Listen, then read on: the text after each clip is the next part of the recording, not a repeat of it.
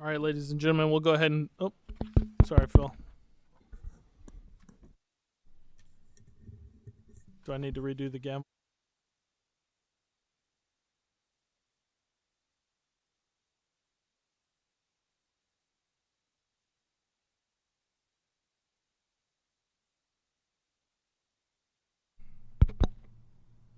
Check, check, check. I did. Uh-oh. Let's get, check, check. Wait, passing the mic.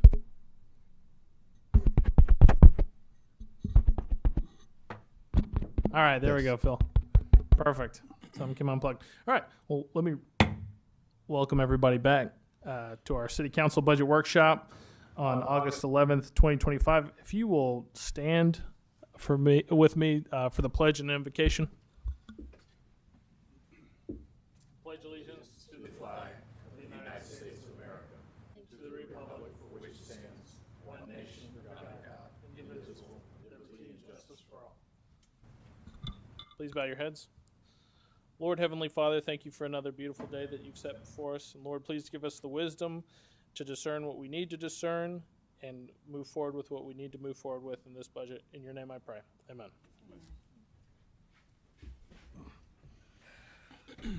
Very good. Ms. Sykes, will you please call the roll? Councilmember Jernigan. Present. Councilmember Harris. Here. Councilmember Young. Councilmember Carter. Present. Mayor Walker. Here. City Manager Rosenthal. Here. City Attorney Martin. Here. Chief Butler. All right. Ladies and gentlemen, the Lake City Council has opened its public meeting. Since 1968, the City Code has prohibited any person from making personal, impertinent, or slanderous remarks or becoming boisterous while addressing the City Council. Yelling or making audible comments from the audience constitutes boisterous conduct. Such conduct will not be tolerated. There is only one approved manner of addressing the City Council, and that's to be recognized and then to speak from the podium. As a reminder, persons are to not openly carry a handgun or carry a concealed weapon or firearm while the governing body is meeting. Failure to abide by the rules of decorum will result in removal from the meeting. All right. We only have one item for discussion tonight, and that's our fiscal year 2026 budget, which will be walked through by admin and various departments. But I was debating on whether to do this at the top of the meeting or the bottom, but I'm going to go ahead and do public comment now before we get into our budget presentation. So I only have one card filled out, and that is by you, Mr. Sampson.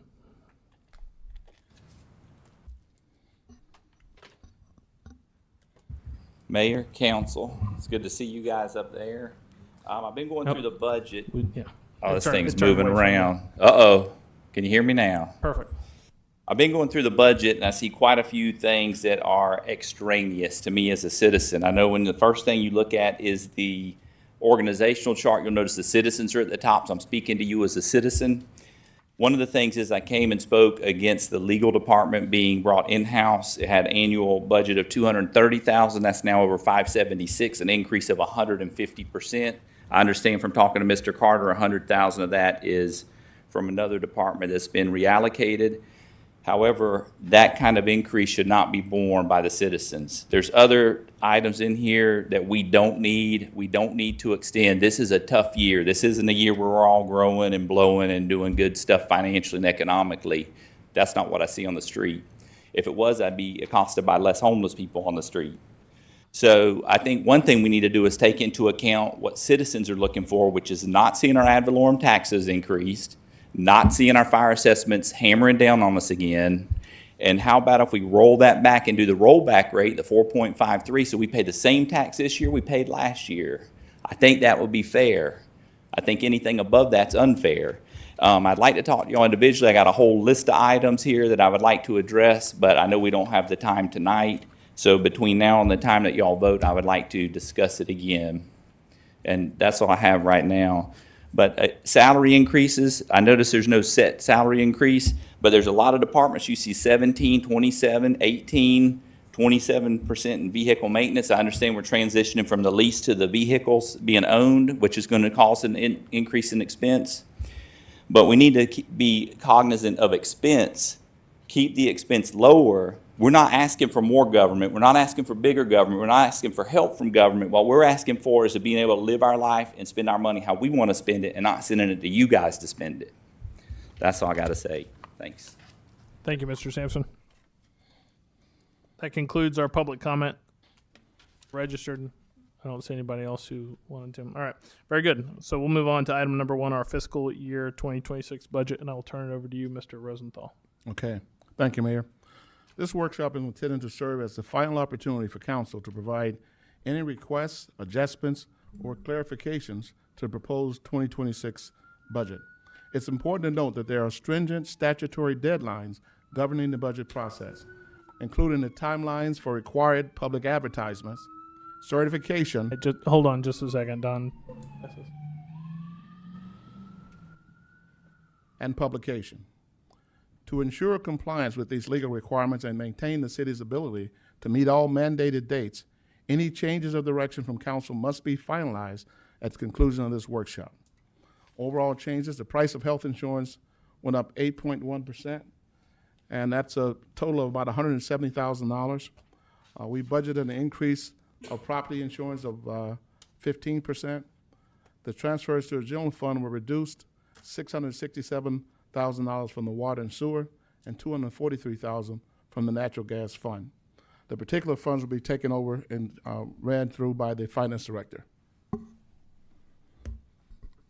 So basically what I will do is kind of go through each department and any significant changes. In the middle of this, feel free to stop me if you have any questions, and we'll just go from there.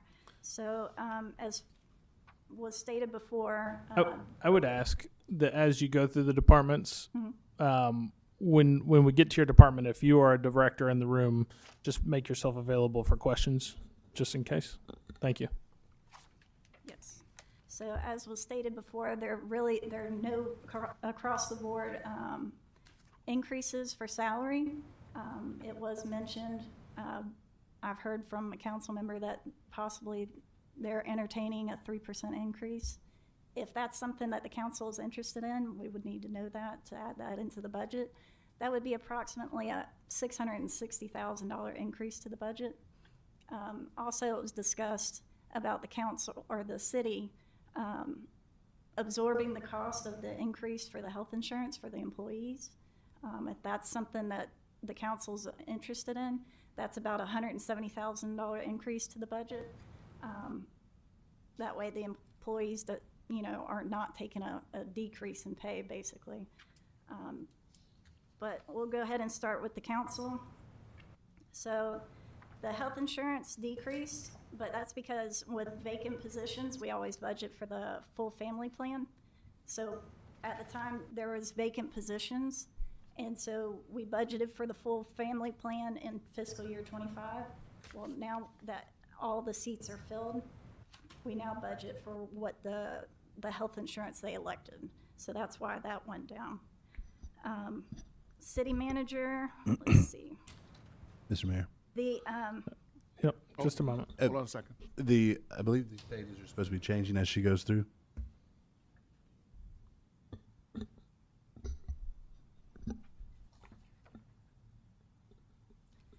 In the city manager's department,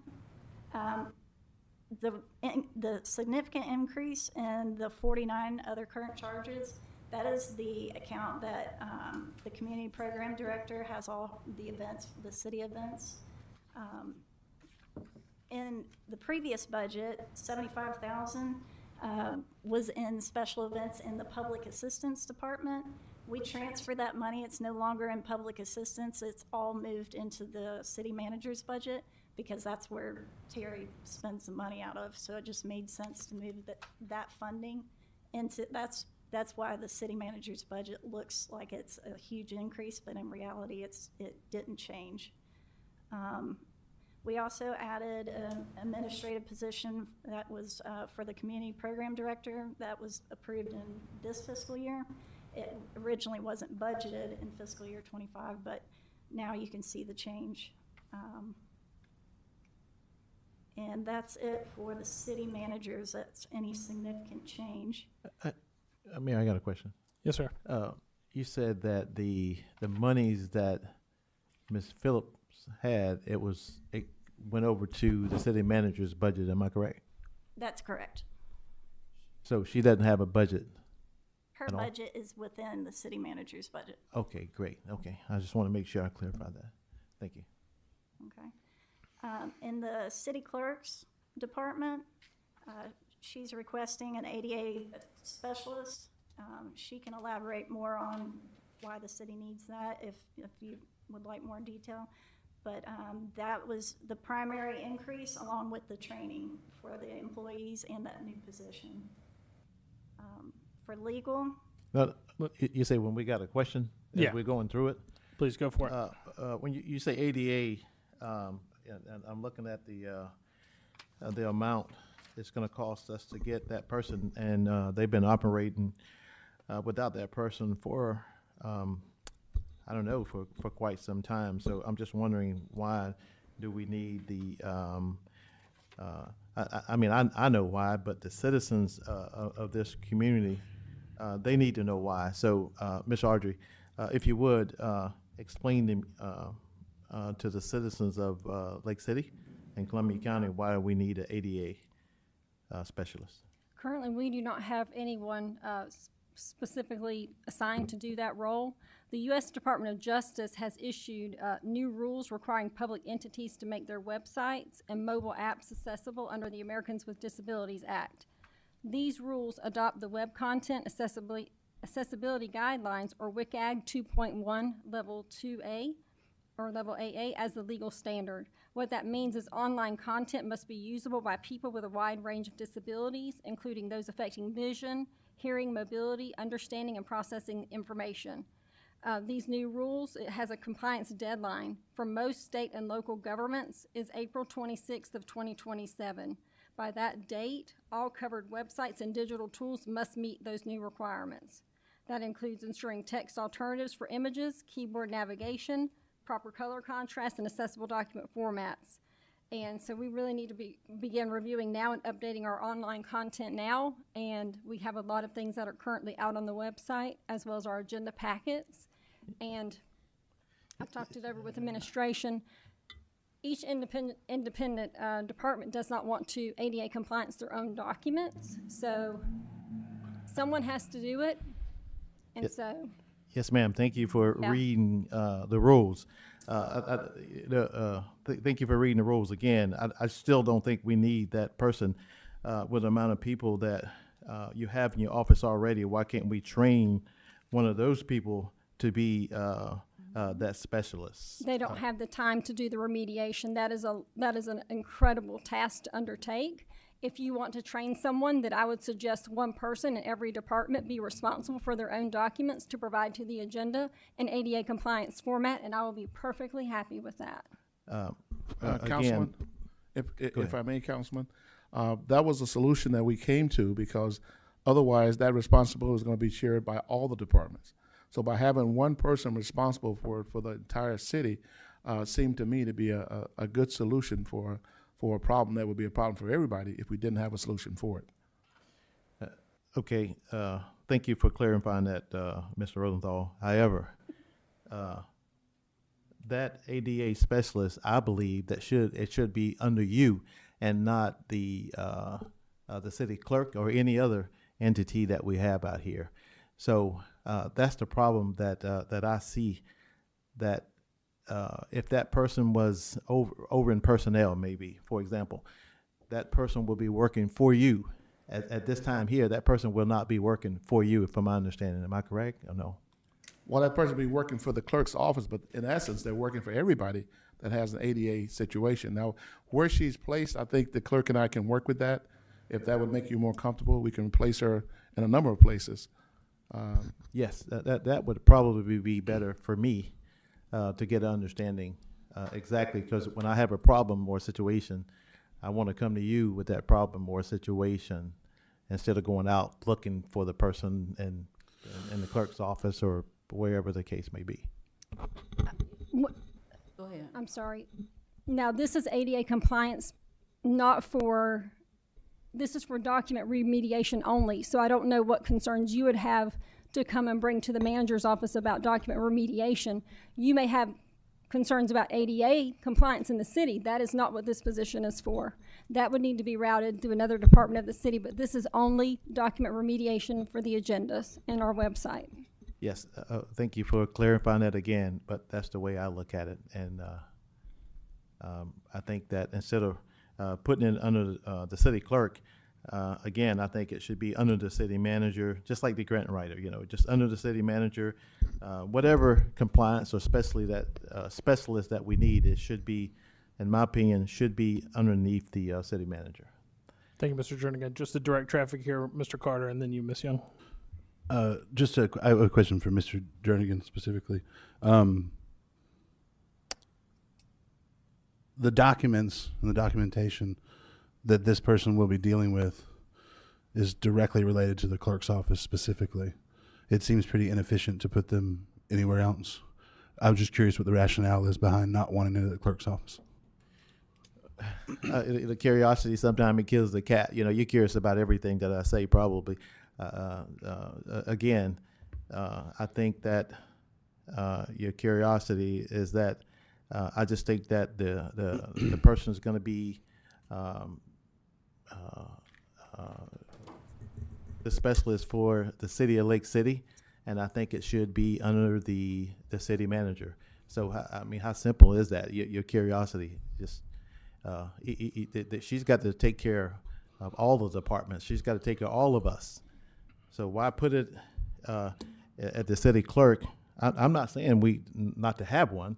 I'm just saying just put it under the city manager, and the city manager will instruct or help that person get wherever they need to be. That's all I'm saying.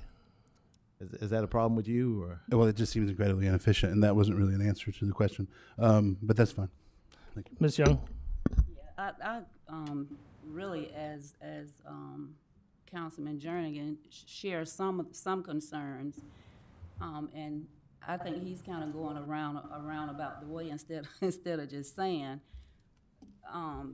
Ms. Sykes has 3 employees under her, and if you look at the job descriptions, I just believe that the duty and responsibilities of this ADA compliance can be shared. I do agree with that. And with some other things that I see are not accountable, and maybe it's for another meeting, there's not enough transparency in that office, and I would disagree with another employee to be added to that area. Thank you, Ms. Young. Ms. Harris. My question is, am I looking at this correctly? $61,313.41. Yes. Is that the amount for this one person? That is that the middle of the range, Angie? Yes. We ma'am. weren't sure. We just had it put in the middle of a pay range. If the pay range goes here to here, we just had her put something in the middle, because if you find someone with qualifications, you would like to be able to, offer the position to them.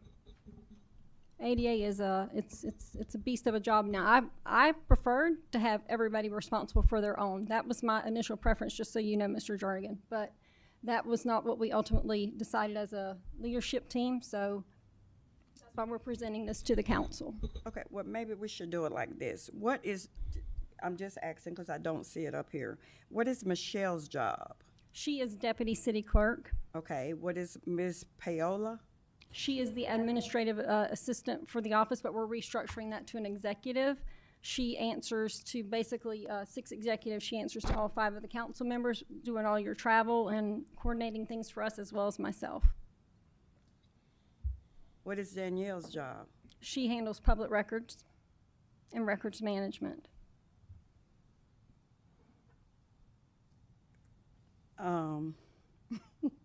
That's a lot of money.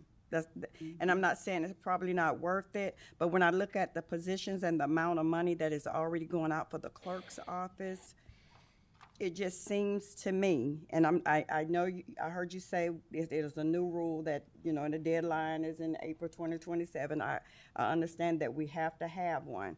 But to me, if you're already paying somebody, we'll say Miss Paola, Ms. Payola is getting 54,000. Okay, even if we put, 10,000 more, or 20,000 more to hers, and she just take on that role. Because 61,000, this is my first budget thing, I'm telling you, and I'm all about the money, you know, because we have so many things in the city that needs to be taken care of. And if we pass out all the money to new positions and going from pay grade 6 to pay grade 10, it's not gonna match out. We're gonna be lacking somewhere. So my thing of it is, if I wanted to put a suggestion out there, it would be to train one of those people that's already in office and perhaps make their pay grade go up. But to create a whole nother position and paying big money for another position, and then when you say what their job duties are, you know, when I hear the word, we are responsible for all the council, they were already responsible for the council. Right. So they were already doing that. I'm not for that. I'm not for that. I'll say something real fast. So there, and correct me if I'm wrong here, Don or Audrey, is there was a first round of this because they were behind in their compliance, because they did leave it kind of, nobody had a plan. They kind of left it scattered among the departments. There was no good plan. And so there was hundreds of thousands of dollars that left these organizations. I think it was anybody who was taking public dollars. So hospitals at the time, I was over in ADA compliance for a couple hospital websites at the time, and we had to meet very strict deadlines. It was very arduous work in order to avoid the auditors that will inevitably come, scour the website, scour the documents. If they're not right, we'll be paying out. So, Ms. Young? So with the last position filled or replaced, that position with the prior employees were paid quite a bit less than what this employee is paid. But it's the same job title, same description, job description. No, ma'am. Same duties. What was added? We are she's going to be the backup for Nikki for public records and records management. The administrative position was not that before. We've had some challenges in having a backup for that. I can't always be Nikki's backup, so. So I'd just like to mention, if I may, that after the deadline that Ms. Sykes quoted, the city will be open for fines after that deadline. That's the final deadline. There are no extensions or anything like that I'm aware of. And litigation. I'm not saying that the position is not needed. That's not what I'm saying. But there's enough space that you can share. It's enough space in there. Again, this last position, and of course we're gonna have a supporting statement for doing what we did, replacing. Really, we replaced that. We fill that position with an overqualified person, which means we're paying more money. It wasn't necessary. So instead of adding her for Michelle's backup, everybody's backup. When Miss Audrey, when you're not there, Michelle is your backup. When Michelle is not there, one of the other two is Michelle's backup. But we don't get one specific person and say, this is your backup. Everybody should be cross-trained. When one person is not there, then the job, the duties are spread around. That's cross-trained. That's what we have to do. And it saves money. So I'm not saying that this position is not needed. I'm saying we can work it within what we already have instead of paying that much salary. And we don't know if it will work. We haven't tried with the different departments doing their own. We haven't tried it. Had we tried it and then say it doesn't work, that'll make it make sense. But we can't just sit here and look and say it's not gonna work. We don't know if it's gonna work. So I suggest try that and see if it works. My concern with that is this is very detail-oriented work. So at the end of the day, if let's take Public Works, for example, having to remediate all of their own documents.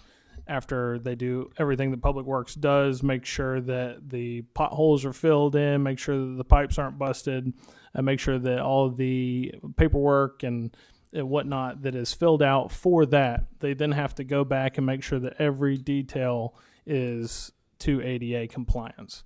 And so you're adding hours and hours and hours on top of the jobs that they already do and the paperwork they already fill out, rather than sending it to a choke point position that just makes organizational sense. Mr. Jernigan, you want to say something? Yes, sir. Thank you, Mayor. And again, I'm not saying do not have the individual for that position. I'm saying put the position under Don Rosenthal, our city manager. That's what I'm saying. And I don't know how the metrics work. You know, you go, I see where I'm not pointing, I just got the thing here right in front of me, but it's a grade 13D. That means this specialist is going to be at least maybe a 14F. I'm just looking at these numbers, and I'm trying to. I would like to have that position not at 61,000, maybe at 35,000, or whatever we can get out there to, because of course we still got to hire the person. The qualifications got to be there, maybe a degree or so. And this may not be enough. We may end up paying them $100,000 like we pay everybody else. This may not be enough. So again, I'm not saying that position is not needed. We need that position, and I don't want them going around to every department trying to locate all the files and making sure that we ADA compliance. I'm not saying that. Put it in one spot. Pay them what they're worth. If they're good, we pay that 61, 71, 101,000. But we won't know that until we cross that road. Thank you, Mr. Jernigan. Mr. Carter? I am just guessing, but it seems to me that it's likely that if we take an employee from each department and add what is a very specialized and arduous task, training a person in every department to do that, I'm assuming that they're going to want to raise. I see director's head shaking in the back. I'm assuming that it's going to cost money to train them. I don't know how much, but this is stuff people get degrees in. So, I mean, as I'm sure there's some sort of a certification that you can have to make yourself somewhat capable of this. But to do that for every single city department, you're going to have two things. One, that's probably going to cost a lot more than $60,000. Two, you're going to be ideally, we don't have a ton of employees that have a pile of free time, quite frankly. So you're going to be just piling in a bunch of extra stuff on them. I believe that everyone except Ms. Gall in the clerk's office is currently cross-trained. She's not been there long enough to be cross-trained. Who did you say? I'm sorry. Ms. Gall. Okay, I'll reflect. I'll try Ms. on that Liz. a little bit. She was the employee we were discussing that was administrative assistant and now is going to be doing public records backup. So she's going to need to be trained on that. But that's more efficient in that case because maybe she does have that time. She'll be one of the few employees that does. So anyway, it would seem to me that having an individual in every department trained to do all these things is going to be costly in multiple ways at once. And I'm not seeing necessarily any plan, at least at the moment, for who's going to quarterback making sure that this extremely litigious thing gets over the finish line. Having one person in charge of that seems much more efficient. The fact that it is a records-oriented process specifically makes perfect sense that person would work closely with the clerk's office. The fact that Mr. Rosenthal, who's had many years of experience doing what he's doing and things like what he's doing, isn't co-signing on, yes, they should definitely be down the hall with me instead, should speak volumes. So I think one person makes sense. I think it would be more efficient, cost-effective to do it that way. And we have federal guidelines we have to meet. So it's not like doing it's an option. It's about doing it efficiently or not. Thank you. Thank you, Mr. Carter. Ms. Young? I just keep hearing like saying that these workers are overworked. I don't want to hear that anymore. Nobody's overworked. When you're overworked, you're not getting paid the salary that fits your job, your what you're doing. And I think the salary is good around here. We have good workers doing what they're supposed to do. They're not underpaid. And in some areas, there is some slack where space can be filled. And when I say that, there could be this one person, we gonna sit here next year and they gonna need a backup. Then you're gonna have two. Because when they're not here, what happens then? You still gotta have another person trained. Let her go ahead. I can, Wait, hold on. You said that somebody was in the back. Which person said that they agree with it'd be more, I guess, problems for you if who was that you were talking about? When I suggested that it was going to be strenuous to have a person in every department, multiple heads in the back, we're going, I want to hear from I them. don't remember. I want to hear from them, the ones that shook their head and said that. Which department wants to handle their ADA? Is there a chief? There you go. Here comes the chief. before he speaks, Alrighty. may I say something for the record? Sure. I really don't want ADA compliance in my office, and Chief Butler can attest to that. The city manager can attest to that, but this is where we've landed, so. Yeah, and just before the chief speaks, we thought about that. We thought about that as a team, and I thought the most cost-effective way would be a new person. Best place would be in the clerk's office because it impacts directly what the clerk does on a daily basis. I didn't want all the departments trying to do their own ADA compliance. That would be problematic, and overall, it would be more expensive to do overall than having a person doing it. Thank you, Ms. Rosenthal.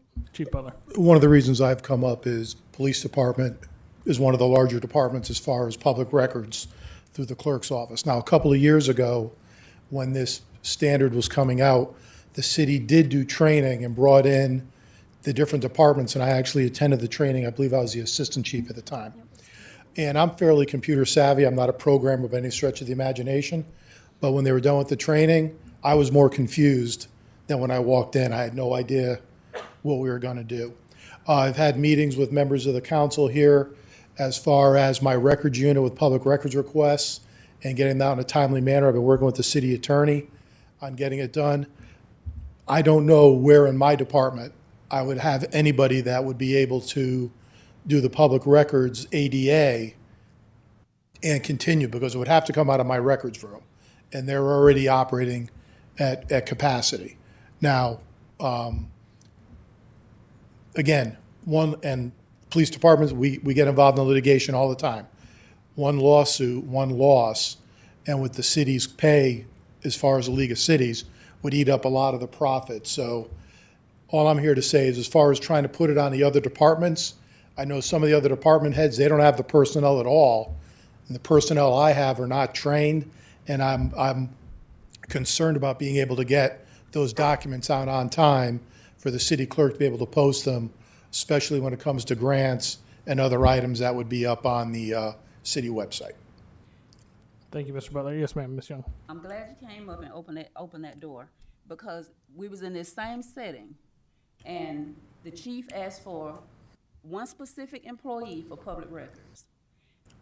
Public record request, we had a meeting, and the number is, to me, outrageous. What happened? What happened with this employee we hired specifically for a public record request? And I'm not saying nothing now that I didn't say in the meeting. So, is it gonna make a difference? Or are we gonna be sitting here and have added more fees, more salaries, I'm gonna say, more money to the budget, and we still don't have the productivity? Chief Butler, did you, No, just in case somebody else had any other questions from me. Ms. Harris? My problem with it is, we're now talking about the taxes being upped, the fire fees being upped, and then we are steady spending money out. It's just not jiving with me. We're wanting the citizens to pay more money, and we're steady adding new positions.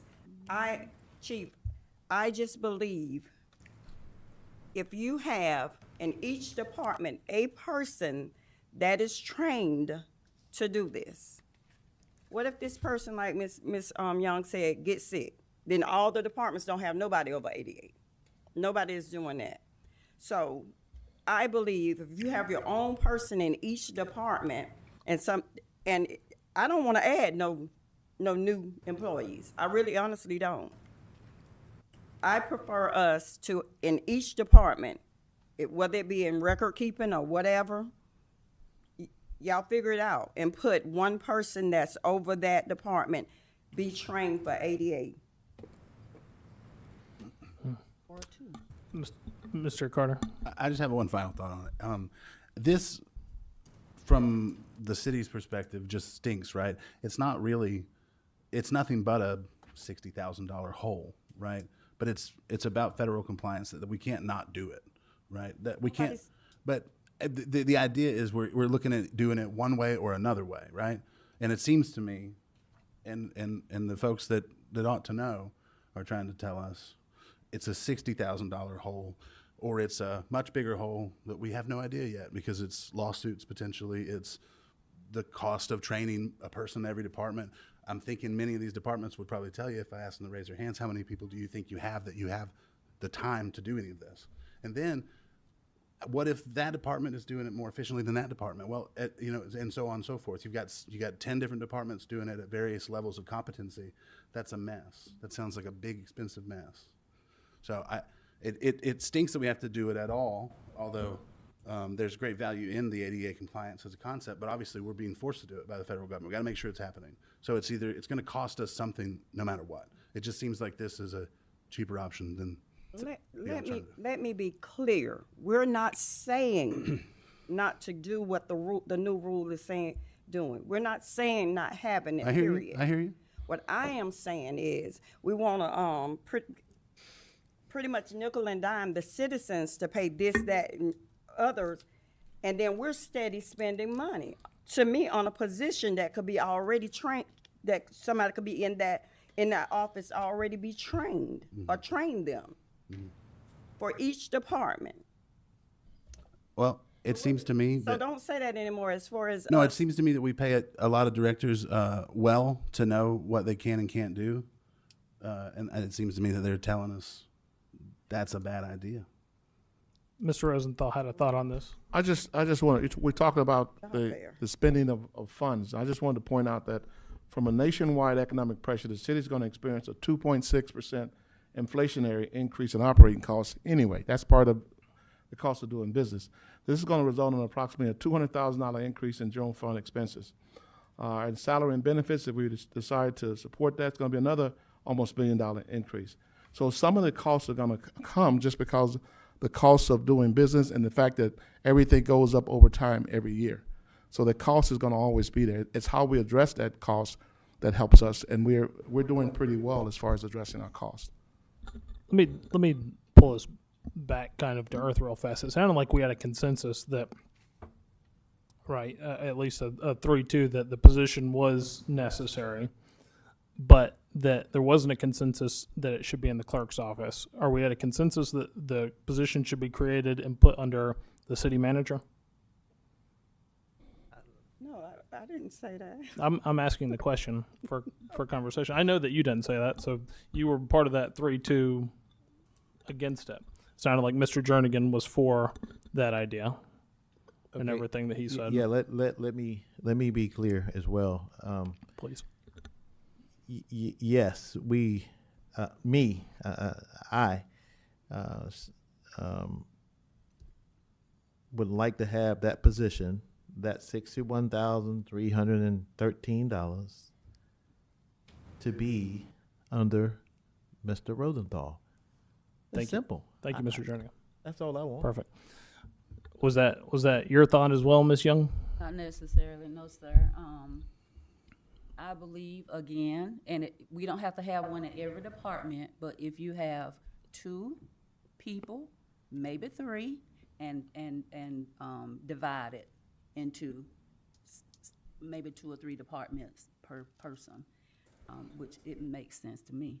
But if you're asking me whether I want them under Mr. Rosenthal, I think the whole clerk's office, city clerk's office should be under Mr. Rosenthal. That's against our charter. Mr. Carter, what was your thought? Changed. It's really hard to change the charter. My thought is that we should proceed as proposed in this particular position, Being created. yes, and where it would be. I also think that the single position would be more beneficial than splitting it up because, again, it's an attention to detail position. Wait And a if you minute. screw up that detail, Did we vote? no, we're not voting. We're not voting on anything tonight. Okay. But the consensus will help them build the budget that we will vote on. So it sounds like there's two of you that say that it should be multiple positions, or it should be spread out over multiple positions. There's three of us saying that it should be a single position.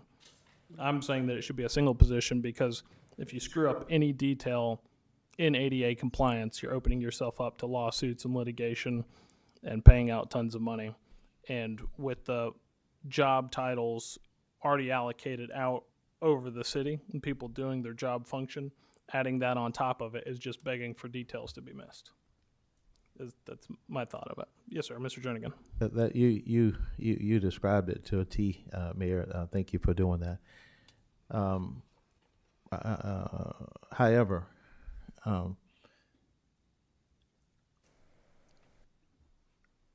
what happens when that person is not here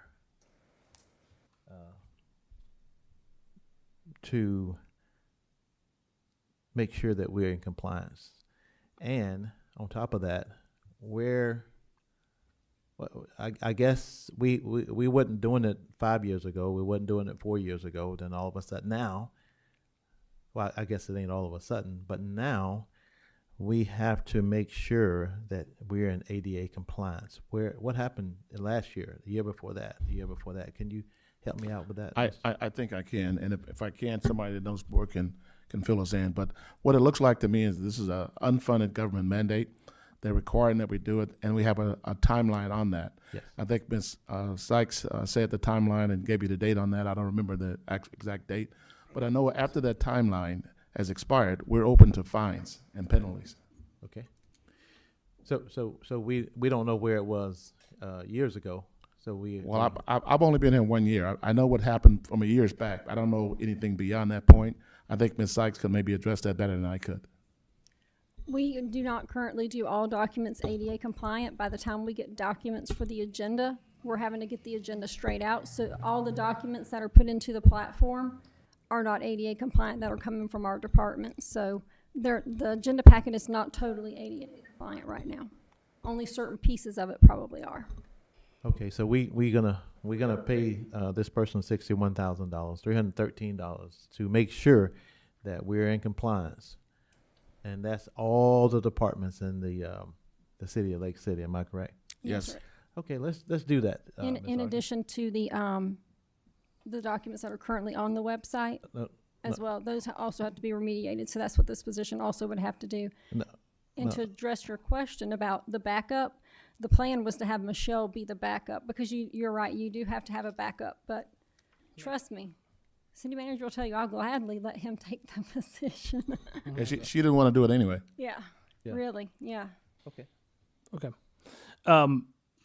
Before we move any further into the budget, I'd like to go back to the very beginning and have you describe how this budget, I mean, we kind of glazed over how this budget is being built, what the millage rate is, what kind of Go back to that, yes, what sir. kind of grant funding, because when you look at the top line budget, and this is for everybody in the audience, you see a 15% increase in revenues and expenditures.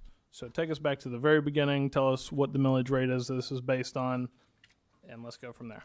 So this proposed budget, the millage rate that's in the budget is the 4.9 mils. I've kind of got the consensus that the council did not want to increase the millage rate. Which is a zero increase Well, it's still technically an increase. based on value of properties. On the value of the property, which was like, I believe it was a 5% increase. If you go to the rollback rate, that's no increase. So that's a $300,000 increase to the ad valorem revenue. which makes the ad valorem revenues, I believe it's $5.4 million. So that's what's currently in the budget. Also, we have, for the fire assessment, the full 6 positions that the fire department is requesting. So that fire rate is what's currently in the budget for that. The fire assessment rate, the exempt properties, that was $460,000 transferred from the general fund to the fire fund for exempt properties, as we're required to do. So that's the high-level overview of what the revenues are. Revenues have basically stayed the same. We have not received all the revenue numbers from the state of Florida. We're still waiting on a couple. When we get those numbers, hopefully within the next week, we'll see, better idea of what we're looking at. But as far as the revenues, yes, we're at the 4.9 mils. Thank you. Will you walk through the grant funding that's So the additional grant funding that we received, I was gonna go through that in order, but we can jump over to that. we can add it in each department, but I think top line, because really what we're looking at here on the very first page is an $11 million difference from last year to this year, and I think we need Absolutely. to have a little better understanding. They're funded by grants. Sure. So all that increase is grant related. We have a $5.8 million grant from DEP for the Seedly wetlands. We also still have the Itchtechny quality and quantity grant from DEP. That's $1.5 million. Then we also have FAA and DOT grants for the airport construction fund of $1.3 million increase. So overall, that makes up majority of that overall increase to the budget. If you look at the general fund itself, it only changed 0.5%. So we're falling in line with the current year budget. Thank you. So as far as, I guess we're going back to the clerk's office, is the consensus of council.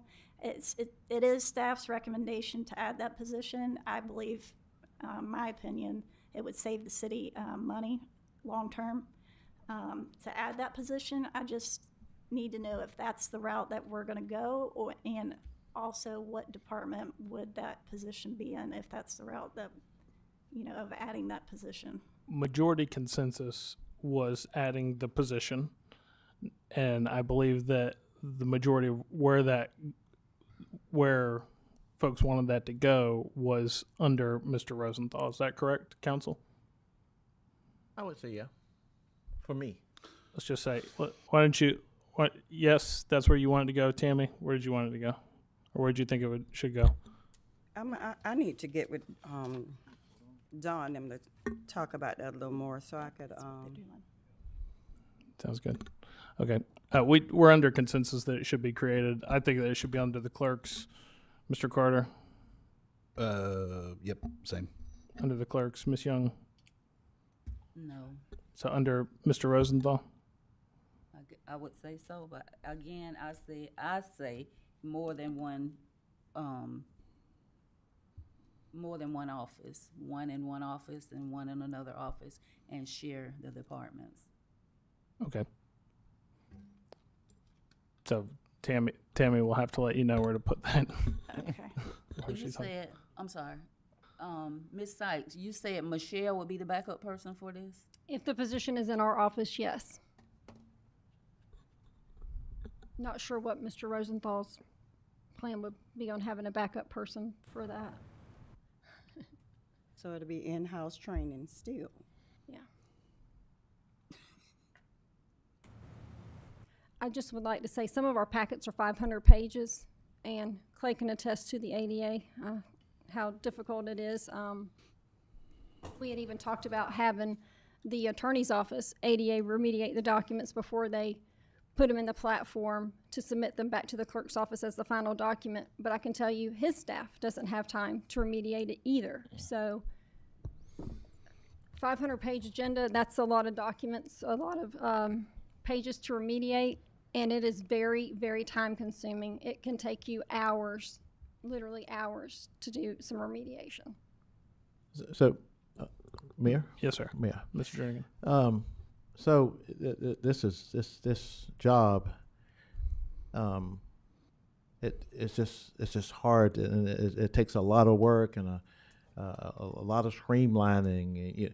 So it's very, very hard to do. Is that what you're telling me, Ms. Lake? It is, I would, to mirror off of what Chief Butler said, the training that we had a couple of years ago, we all left more confused than what it is. Right now, Michelle does some of our remediation. And for example, this budget book has to be remediated to be put on the website. Yes. And what So- makes it difficult is the bars and graphs, Yes, ma'am. photos. So it's very, very difficult, so we're gonna streamline it. The mayor wants it in your office, Carter wants it in your office. Somebody else has gotta get with the city attorney, city manager. And, she said that she would like to see it, float around. Mayor, you're the mayor, and, I don't know where you got your information from, but if that's where you want it, let's put it there. Just know that if it doesn't go as planned, you can go back, and say, hey, we gotta punt this ball again. Yeah. No, I just think, Isn't I just the mayor's I just think decision. organizationally, because all records come So through it's there. just his decision. I just think organizationally that just makes the most sense to me. But I think we have a consensus of keeping it as a created position. And you guys can fight it out. All right. Okay. Yes, ma'am. Ms. Young. Or maybe the city manager can take out some time that should have been taken out before we're sitting here today going through this like this. We should have been more familiar with what's going on. So maybe we need to take out some time and discuss this, and we'll have more insight as to how to view this position. And we just got this Thursday. Anybody talk to anybody? Yes. Yeah. Who? I talked to Don. I've talked to several of the departments, actually. I've spoke to all three of our Departments, yes. charter officers. So the city manager did meet with y'all? I've met with the clerk, attorney, and the manager multiple times since Thursday about this. Okay, well, I wasn't able to get a meeting. I wasn't either. Some of us have to have a full-time job other than just this. So I feel like something as important as this, we should have been talked to before. And Don, I think I met with you guys and we were supposed to meet up, but we never did. So that's why I say before I make a decision, yes, we do need it. We need it because the rules say we have to have it. But the way we're gonna do it, I cannot tell you right at this moment. That's why I said I wanna talk to him to find out a little more about it before I come to that decision. And we need to think about this before we're sitting here in this space again, looking like this. When I asked the question, well, why wasn't this done earlier? Well, we have to wait for the state. We have to wait for numbers from the state. But I just heard we still don't have all the numbers from the state. Well, we actually were running out of time, so we had to put a budget together as best as we could. Well, that's how we should have looked at it 3 weeks ago. We running out of time. This should have been a demand. We can't find ourselves here like this. Well, we could do longer range estimates, but the longer we go out, the more inaccurate the estimate's gonna be. This is a proposal. A proposal is not accurate. Well, we want to get it as accurate as we can, and when we have a lot of the numbers in, we can be pretty accurate. But when we have none of the numbers in, I can show you a lot better than I can tell you. I'll bring it out very early next year, and I'll show you what I'm talking about. You tell me how you want me to go forward. Thank you, Ms. Rosenthal. The Angie, next- do you need any further guidance on that particular No, issue? I think we got direction on that. Thank you. We can move on. Did you meet with them? In the HR department, there wasn't any significant changes to note. If you have any questions about that, we have Ms. Bible here to discuss her budget. And if there's no questions, then the next is the legal department. This is a completely new department. We added 2 positions, as you all know. We have the attorney and the assistant legal assistant. And then they have their budget listed there, and the attorney can go over his budget if there's any questions. Any questions? Would council like me to run through it real Please. quick, or? Yeah. Okay. So as far as the itemized detail, Yeah. Go for it. okay. As far as the itemized detail on the right-hand side, I think that is pretty self-explanatory. It's not a complicated itemization. As to, you look at it and some of the numbers may seem like they're large increases. What I would remind the council of is that there was an element of creating this department that was a value proposition. Prior to creating the department, you were getting and buying about 73 hours a month in legal services time. Under the new department, you're getting all of my time plus the time of a legal assistant. Just my time alone, you're getting roughly 160 hours. If you do 40 hours a week times 4, I certainly don't put in 40 hours a week. It's usually more than that. Again, plus the legal assistant. There is an item in there for funding the legal fees for the lawsuit that the council voted to proceed with against the former city manager. We have talked to at least one firm specifically about this, and then in general terms with at least one other firm before they really wanted to engage in a conversation about representing the city. They wanted to actually see a budget number there to know that the city was committed to moving forward with that litigation if it actually came down to a full-blown lawsuit. So that's why you see the what I would hope would be a one-time $50,000 allocation for legal fees for that suit. That would be non-recurring. When you back that out, you actually, rather than 150.1% increase in the legal budget, it's actually about 128%. When you compare that to the increase in hours that you're getting, it's about 120% increase in raw hours, and that does not include what you're getting for the $50,000 in other outside legal services. So really as a value proposition, you're actually getting more in legal services for less money, although the total budget line item is increased. In terms of the workload we face, we're in the process of meeting with each of the departments. Some of them we've met with formally, others we've met with kind of on the fly informally.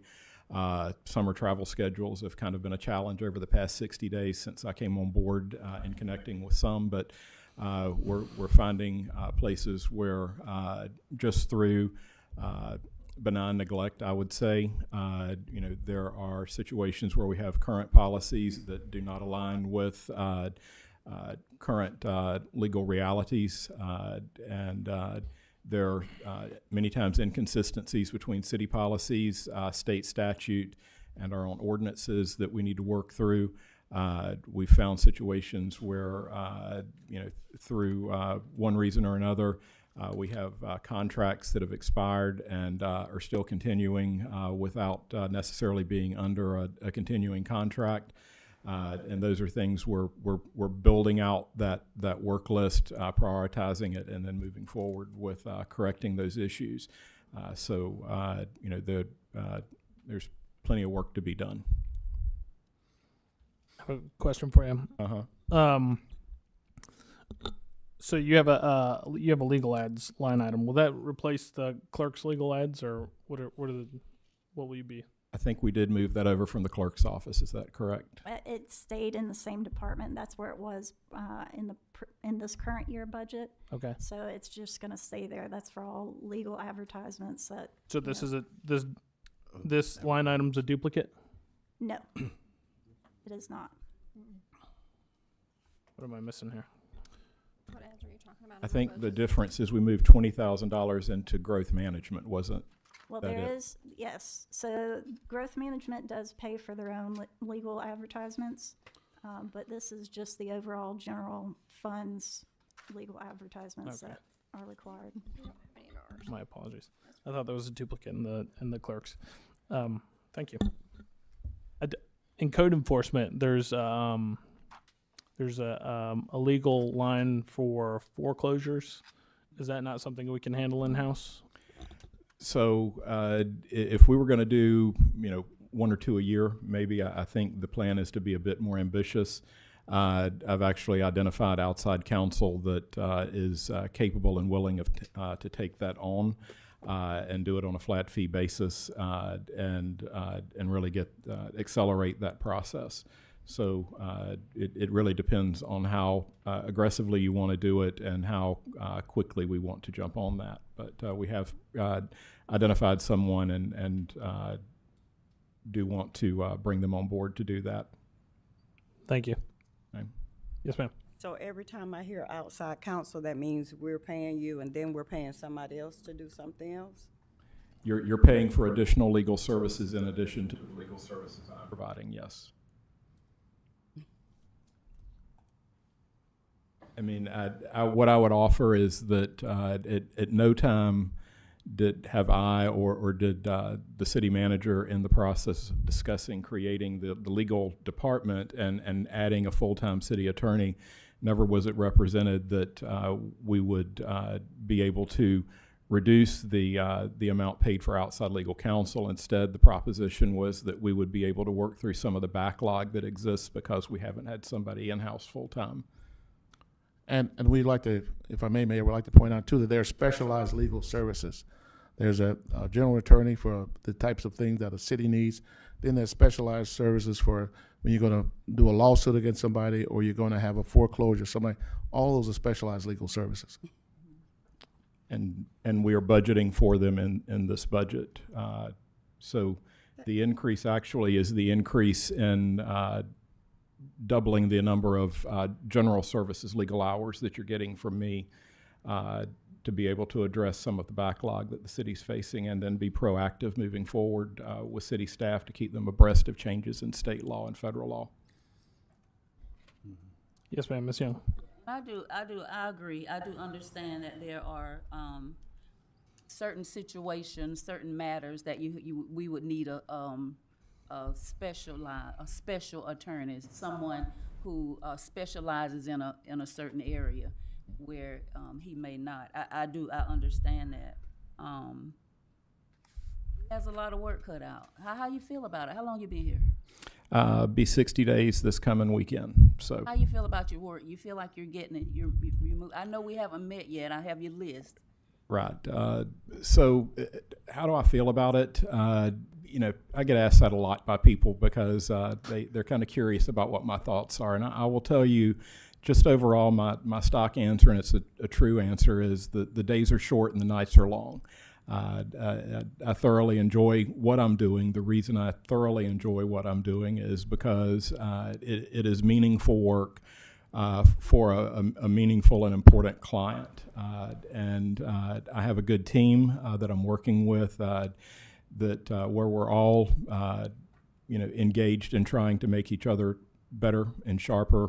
I had a meeting today with the growth management team where there was a particular issue and we all brought to bear, the three of us in the room, our particular perspectives and areas of expertise and talked our way through a problem and came to an answer. And that's something that wasn't necessarily available to the city before, is to call that meeting and put it together in 30 minutes and get together and sit down in one room and knock that out and come up with an answer and move on. The other phrase I've used is when you I've likened the city to an old house that you're restoring. And you walk into the house and you really don't know what you're facing. You just know that there are elements of it that have been loved over time, and then there are elements of it that haven't necessarily been cared for. And so you start pulling down pieces of wall and you get some areas and the structure's just really solid. It's on a firm foundation. It's got good bones, but then you pull apart other areas and you look behind it and you realize that there's just some significant work that needs to be done. And so that would also be the analogy or comparison I would use. There's really a lot of work, and if we can really put together a firm and solid structure for this city moving forward. It will put us on a firmer foundation to be able to accomplish great things for the community in the years to come. And I appreciate Attorney Clay, and even in this meeting and for public record requests, trying to come up with a better process so that it will work better for us and mostly for the citizens of and taxpayers of Lake City. And he was very efficient in coming up with a better process. I just haven't gotten out on paper yet. I heard it out the mouth. I just need to see it on paper. That will hopefully work a lot better for us. So I watch you. and I do see great things, but I'm looking to see greater things. Councilwoman Harris. So you said you've been doing a whole lot since you've been here because it's been such a mess before you got here, pretty much. I'm just paraphrasing. Right? Just things that people were not able to get to. Okay. Again, benign neglect. I don't think anybody had any ill will. It's just things that were not attended to. Yeah. I hate to say I feel like Elon Musk right now, but you said you was in office for what, 60 days? It will be this coming weekend. So I would just like to see a list of the things that you have done within those 60 days. Okay. Since you say you've done so much, I just want to see what all you have done in those 60 days. Okay. Not taking nothing from you or anything. I just want to see. Absolutely, and reverting back to something that was said earlier, to the extent that anyone reached out to my office requesting a meeting in preparation for tonight's meeting and received any kind of communication that we were unavailable to do that, I apologize. I'll talk to my assistant tomorrow to make sure she understands that we're always available for members of council.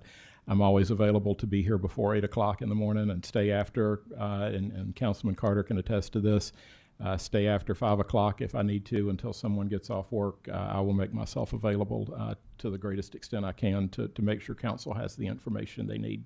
Okay. I'm leaving Wednesday, so do you think you can have that put in my box for me so I can look at it when we're gone Wednesday? I was going to say, I'll have it in your box, and we can actually chat about it down there if you'd like. Okay. So, We don't have to chat. I just want to see what you've done, and then if I Certainly. need to chat, I'll talk with you. Mr. Carter. Yes, real quick, I'd like to clarify something I said earlier. All of our staff and charter officers can attest to the fact that I'm a sneaky devil. I don't really usually make appointments because I too work a full-time job, and part of the time in that job, I'm out and about. Sometimes I just have a chance to swing by. So I'm a diligent dropper inner, and so that's one of the ways you get a hold of people is just to show up. But to be clear, I've met with Clay at least once a week, every week since he started, just doing a little bit of chatting about the general things going on. And I was going to ask for the same thing to some degree, even if we make it like a monthly or quarterly thing, just a little bit of an update, because it's kind of in certain areas it's pretty scary how maybe behind or antiquated some of our stuff is, and because I stop and just ask him what he's up to and how's it going. Yeah, they've been doing a pile of stuff that's like, it's not the, with a part-time attorney like we had before, it's mostly meetings and agendas, and it's the next week, and it's meetings and agendas, and it's the next week. Having someone here, he's actually able to just kind of, like you said, kind of peek behind the curtain at years of, like you said, neglect, and I've asked him, and he's told me all kinds of stuff that they've been able to start the process of getting up to date legally, and also being on the planning and zoning board before I was on the council. The city in general is in a movement towards making all kinds of those things up to date, making the language in our code correct, and it's not in a lot of places, or at least not compliant with state statutes. So there's just a ton of that, and he's been sharing it with me when I come and bug him. But I think he's doing a great job. Well, thank you for interjecting, but me and him, I already discussed that he was going to have it in my box, so. I was just agreeing with you. I didn't need anything from you right now. We're a council. Thanks. What I Ms. don't Young. understand, Mr. Clay, is why you won't speak up and say you already have the list done. Well, that's the list of just- things we need to do. I'm That's, ready to do. yeah, that's the list of things we need to do, not the things that we've done. And a lot of those are just works in progress. So hopefully over the coming months start checking boxes next to a bunch of them saying they're done. But we're working on probably a dozen things in parallel. So getting them checked off and saying they're actually completed, over the next few months, we'll start knocking some of those out, in succession. I have them by Wednesday, right before I leave. What time are you leaving? I'm not sure, but it could be before noon. Before noon? Okay, we'll have it by noontime. Great. Any other questions on legal? All right, Ms. Angie. All right, next is non-departmental. In fiscal year '26, we took out the pier project. That was $95,000. That was completed this year. There was also $250,000 that was removed for tax abatements that hasn't been used. So that was removed from the budget. If the council wishes to add that back, we can. But we were trying to trim the budget. If it wasn't being used, we were trying to clean it up. So that was removed. Then also with the executive director of utilities, he has some water sewer projects that was allocated ARPA funds. We did move those this year. So that allocation is complete, so that's removed. And then we also have the remaining ARPA funds of $1.9 million. That is going to be transferred to the sales tax bond fund for a new city hall. That's what's currently in the budget. Any questions? Then next is the finance department.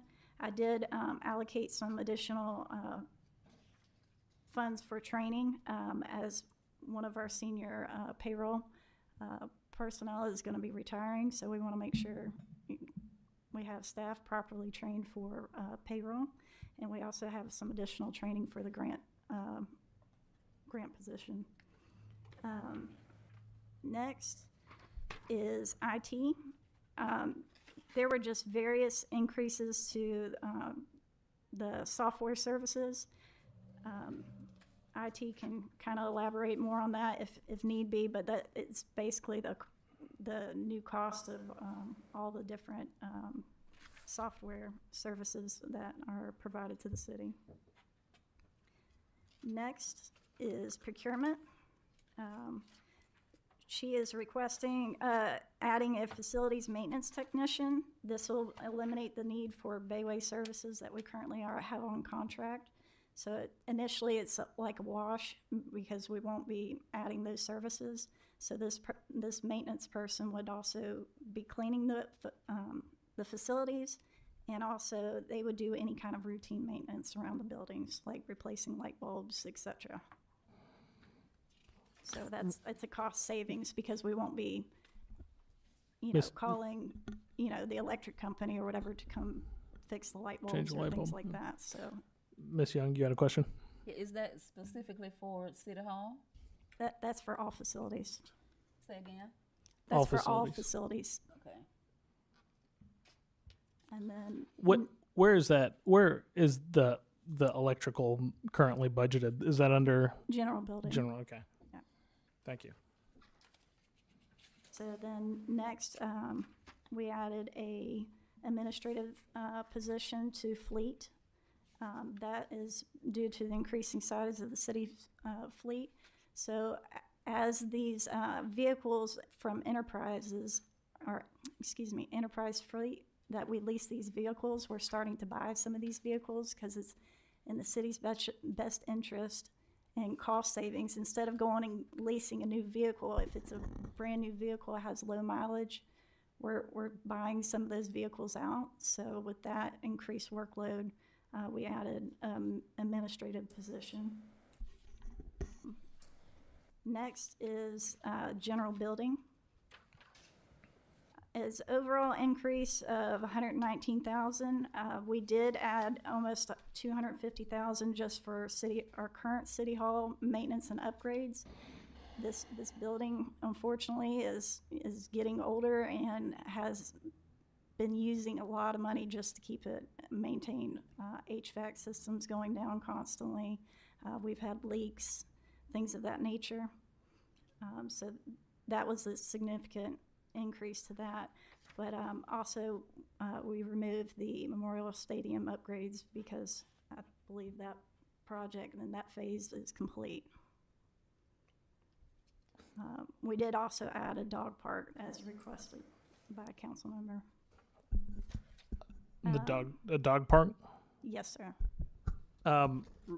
Where's that going to be? Yeah. Yes, and that'll be an item that was added or requested by a council member. It's still in the draft phases, but we wanted to make sure there was some funds available if the council, they will still be coming back to the council for approval. For final approval. Miss Angie, just for clarification, professional services, is that where those miscellaneous electrical calls for changing light bulbs Yes. comes out of? Okay. That's correct. So, and then moving on to police, the chief did ask for one additional police officer. With that and the union contract raises, that was an increase a little over 200,000. And then we also are actually trading out several police cars more than typical in a typical budget. In the past years, vehicles haven't been available to trade out when the lease ends, so we've been maintaining those vehicles that have extended past their lease term. But now that the vehicles are available, they were having a large turnover, and that actually saves the city money because they put a lot of hours on these vehicles, and it's better to keep the police fleet under that enterprise agreement. Moving on to Public Works. Overall, Actually, before you get into Public Works, let's take a 5-minute break. okay.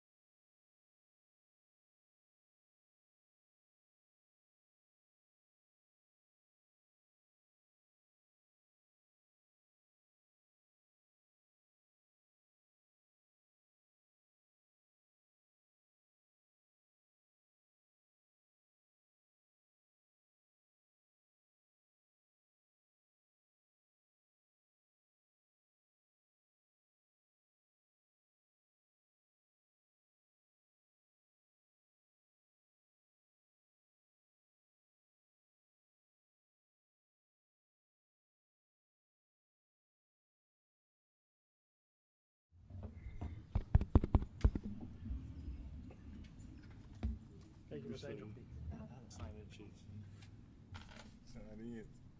Everybody set? You ready, Phil? Yeah, but you know who you talk to, who you All right.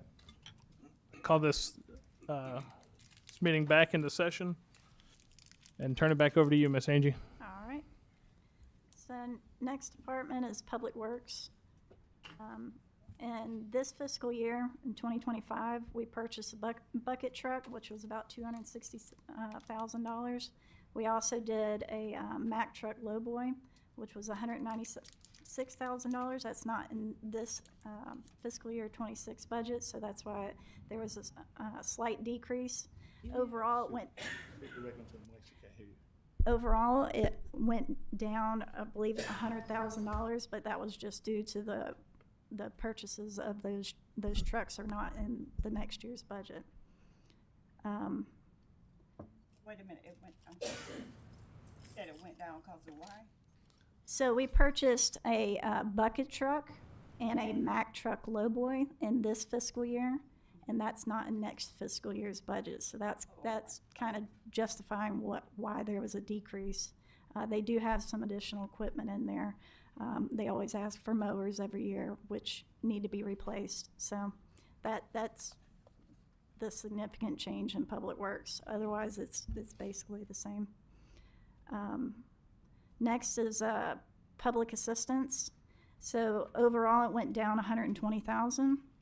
Like I said earlier, when we were discussing the city manager's budget, we moved $75,000 of that, and we put that in the city manager's budget for the events for the community program director. Also, in this fiscal year, we've spent a little over $50,000 out of the Mariah Fund, so that's why that decreased down to $150,000. And then there was a increase requested by the Chamber of Commerce. We went from $14,500 to $30,000, and that was per their request. Oh, okay, we have some discussion on this one. Mr. Carter was first, and then you, Mr. Jernigan. I just have a brief question about the Lake City Animal Shelter. So the county has recently determined that they had to do different things with their animal control. The animal shelter becoming a no-kill shelter, and it seems to perpetually be full. I know from personal experience and from many anecdotal stories from other citizens that there seems to be a pretty significant issue getting our animal shelter, as it stands right now, to actively engage in collecting nuisance animals and the like. I'm wondering if we've had to meet with them, what our contract looks like with them, if they're going to be able to fulfill the contract as it's currently laid out. I know that it seems the county deemed that they were not able to, and so they've put the money they had budgeted towards that to something of their own. Have we spoke to them since they've changed their status? If I may, no, we have not spoken to them since they changed their status, but we are speaking with the county on a daily basis, and we were thinking of seeing if we can do something with the county. We haven't reached any kind of agreement yet, or even a yes or no on it, but that's what we're thinking. Okay, I do think it seems like we should probably keep the money budgeted in there for that, but we may need to look at where it's going, just making sure that it's actually serving us. We can definitely do that. Thank you, Mr. Carter. Mr. Jernigan, you had something? Yes, we said something about the Chamber of Commerce. You said it went from 14,000 to 30,000. Yes, sir. What happened for that additional 16,000? May I ask that question? There you have Joey here from Yeah, the Mr. chamber. Mr. O'Hearn, would you like to? Yeah, so we increased, I guess 16,005. I met with the city manager probably 2 months ago. The chamber and the city have a long history of working together. And part of that for a long time was this chamber was funded via the city to do downtown events. We have gotten away from that. You have Terry, who's doing a fantastic job. But part of that is we still would like to work closely with the city. So when I met with the city manager, we had a frank conversation of what can we do to help the city, but also make sense for the chamber.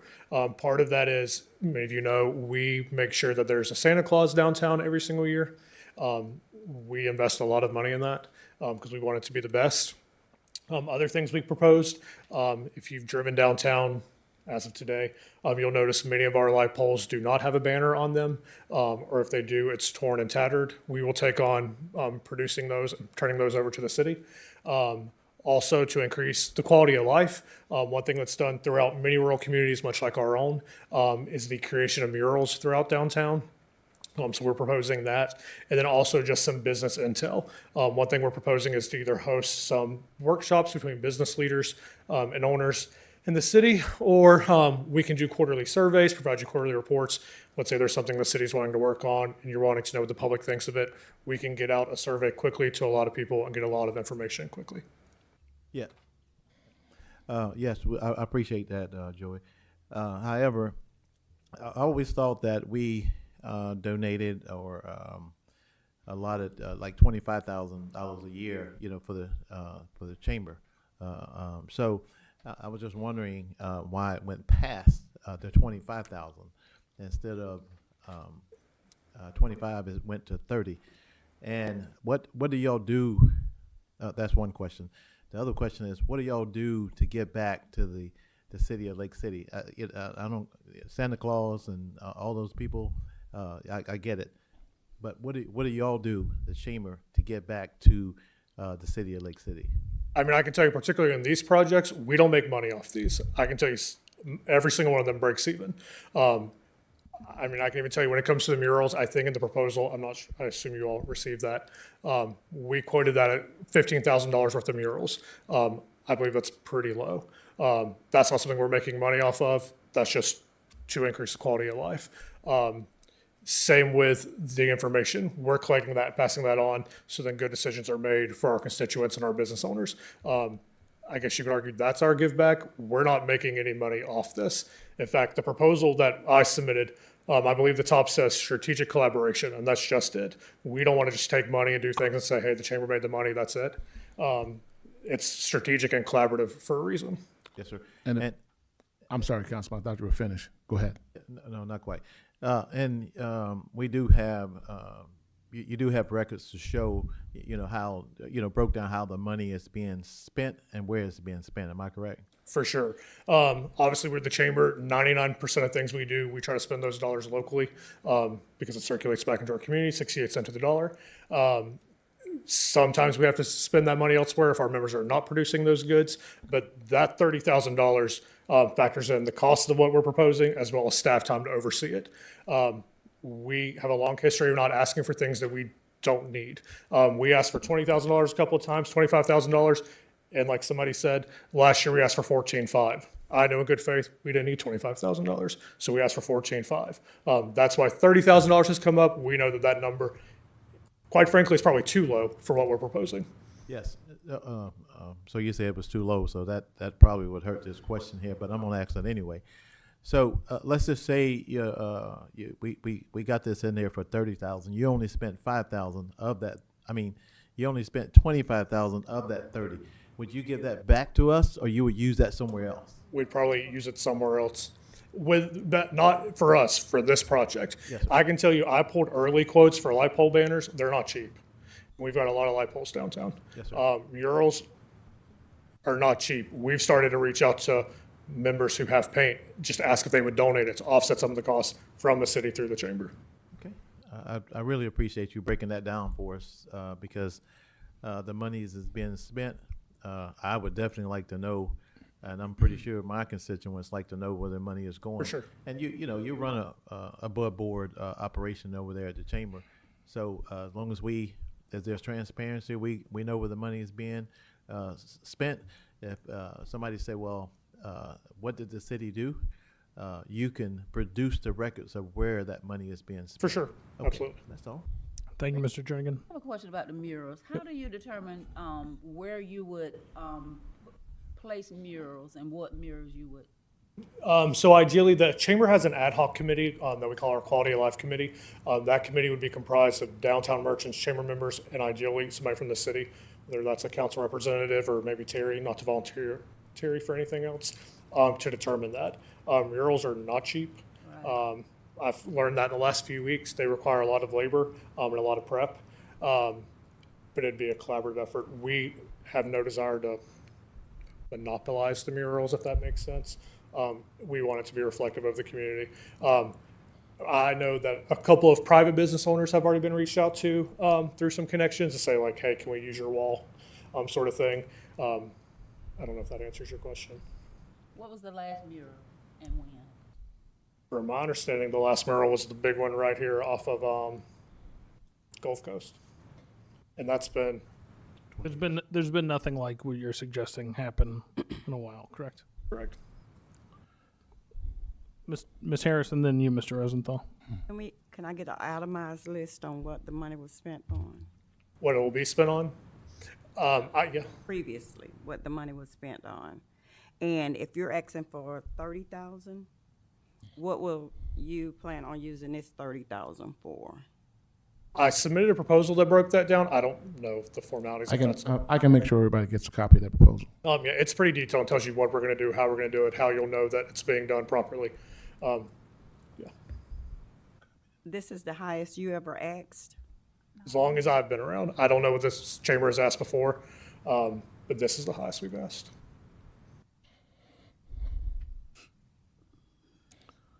Mr. Rosenthal. So if I may, we thought it was a good idea because we were approached by several council members that wanted murals. And part of his proposal was producing those murals. So we looked at it actually as a cost savings, as if we went out and hired somebody to do it, it would be quite more expensive than what he's talking about when he's getting the paints donated.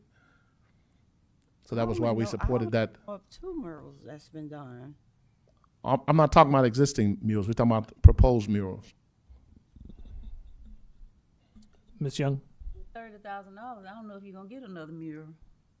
Not and do other things. And I mean, there are ways to tackle that. I know I've talked to a few people. We have members, I don't want to say who they are in case for some reason they can't, who are willing to donate the paint.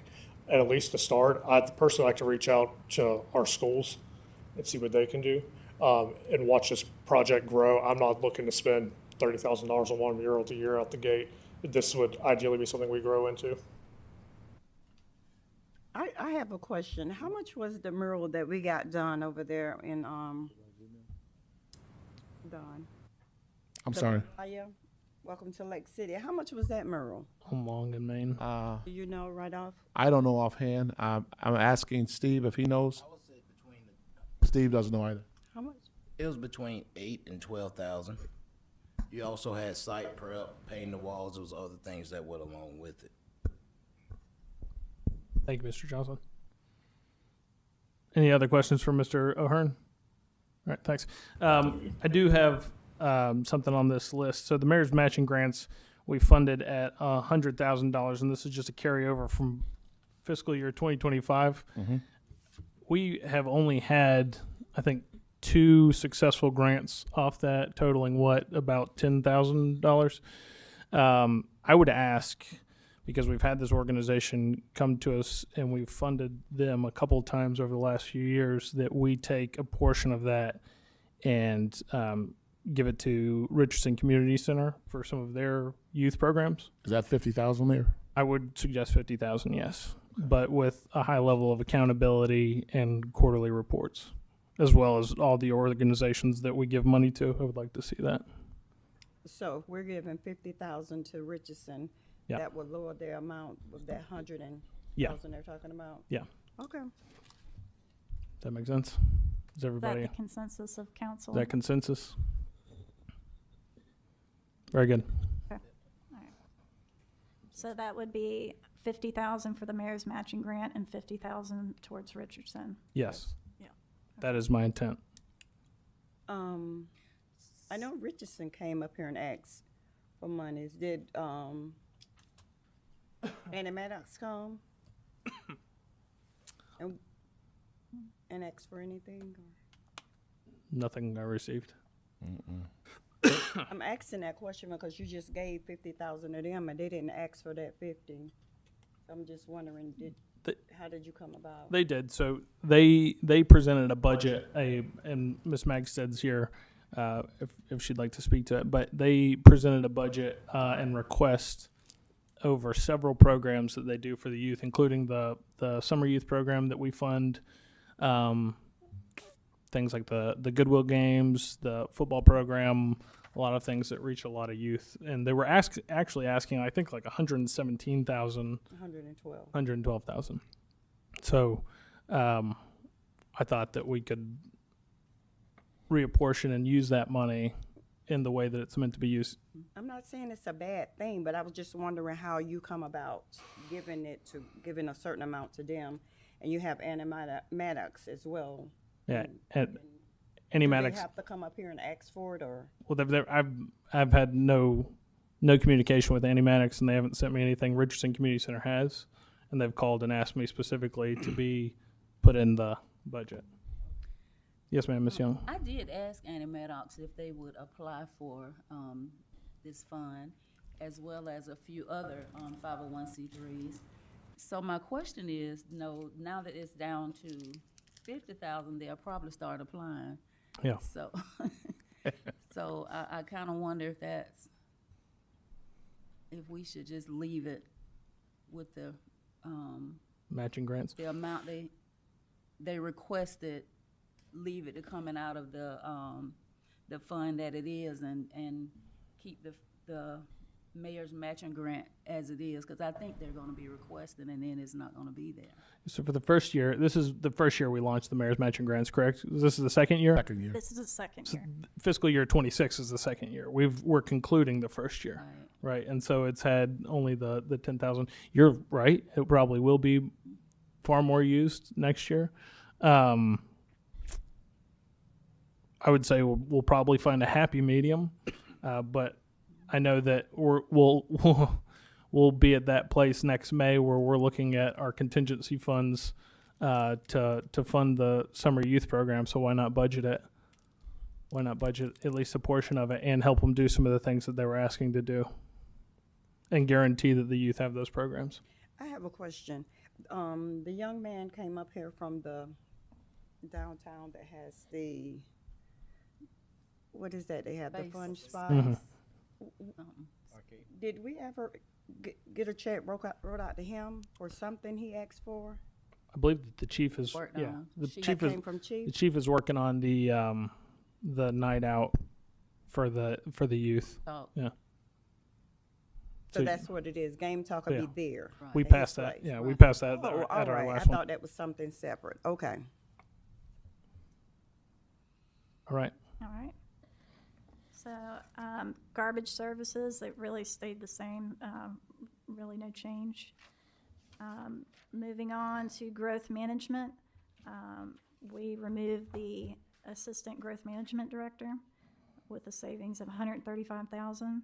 Also, the mobility fee study, that was $200,000. That's being completed this year, so that's no longer in the budget for next year.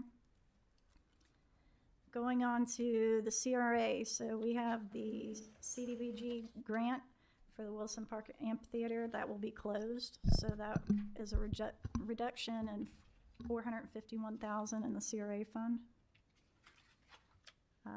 For the fire department, their operational costs really haven't changed. It's just the 6 new positions that they're adding, and that's based on the new fire assessment rate that council agreed to for the 6 positions. Can I ask? That we agreed to advertise. Correct. Yeah. Can I ask the chief a question about the fire department?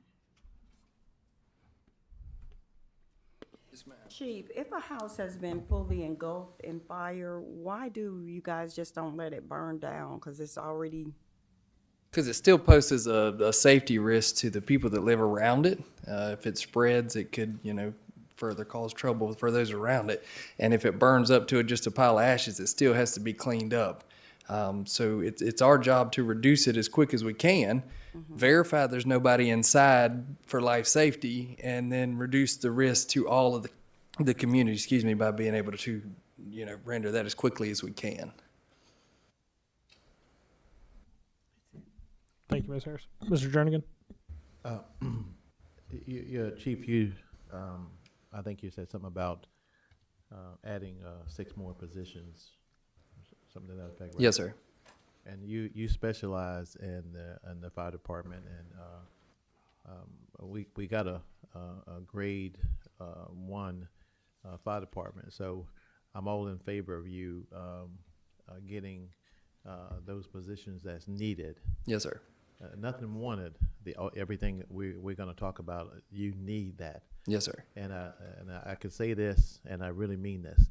It's best for us to have it and not need it than to need it and then we don't have it.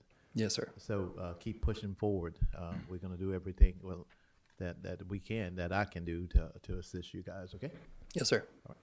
Mr. Rosenthal. I'd just like to point out at this point that those 6 positions that he's talking about are supported by the fire assessment fee. So if there's no fire assessment fee, there is no 6 positions. I have a question. This is based on with that fire assessment fee being in place, you have an increase of 100. You're up 113% on overtime. Is that still anticipated with those extra positions being hired? No, the overtime should be reduced completely if we're able to go back to the 10 positions. Right now, we've had to lower our minimum staffing all the way down to 5, which is critical staffing. We were at 6. We got into very quickly spending the overtime budget. If we're able to increase to the 10 positions, we can allow to have the people off. We allow 2 people off a day. So we only have 8 people on shift. As soon as 2 people take off, then we're already at the minimum at that point. National standards say we're supposed to have 15 on a structure fire to be able to operate safely. So we're operating at almost half of that. And so if we can increase to the 10, we can have the 2 people off and still have 8, which is what our full staffing is right now. Then we'll have the days to where we have nobody off and we're at 10. So it should ultimately help us to reduce that overtime rate. Some of the overtime we can't help. We have to do trainings. Matter of fact, they're doing a training tonight. We have to do 4 live burns a year. Those cost us roughly about $3,500. But the day-to-day people taking off, the being able to increase to 10 people per shift should ultimately help us to reduce on that other overtime that we can't, forecast. So that 160 figure, where's that coming from? So we're looking at the amount of time that the people gain. Sure. So they're gaining sick leave and annual leave every paycheck. So we're taking into account to be able to cover if they do use that we're going to need to cover that when they use it, because they have it. They most likely will use it. And in the event that we fall below where we minimally need to be, we have to be able to cover that. In my mind, looking through the budget, the bigger the team, the less overtime you should have, which is why that question spurred. Yes, sir. Thank you. Any other questions? And Mayor, with that overtime, that's currently what they're spending. The last 2 years have been over budget on their overtime, so that's a more accurate figure of what the 160. That far, so 85, essentially 113% of budget? Yes. Okay. So that's a more accurate picture of what they're using. Thank you. And just for my peace of mind, is the council still in agreement with the 6 positions, or are we still? I am. Okay. That brings the increase. What about you, Mayor? Yeah, I am. Yeah. Thank you. Okay. Moving on to the airport, they have increased their repairs and maintenance, roughly $100,000 for the runway 1028 markings.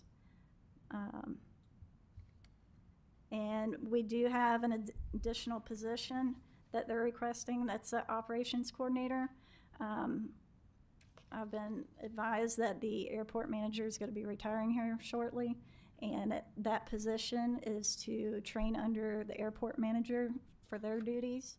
And then possibly in the next budget, they would either eliminate the airport manager position or eliminate the operation coordinator position, depending on if that person is capable of promoting to the airport manager.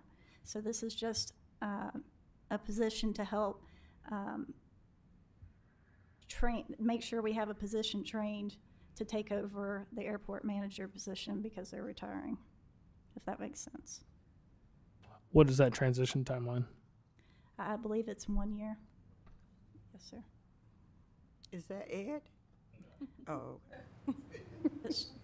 It's his assistant, John Nettles. Oh, okay. Yeah. So with debt service, there's no additional debt acquired, so no changes there currently.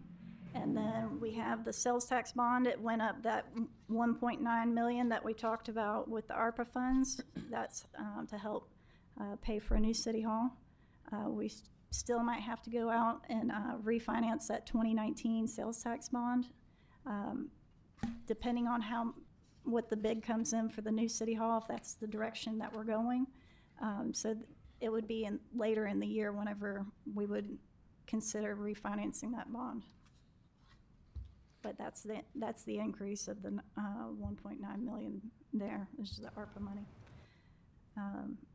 The airport construction fund went up 1.3 million. That was between the FAA and FDOT grants for the design and construction of the hangars and taxiway A. Next is overall. Oh, yeah, hold on. Yeah, we have questions on that Okay. one. Slow down, honey. Sorry. If we can, let's go back to the new city hall.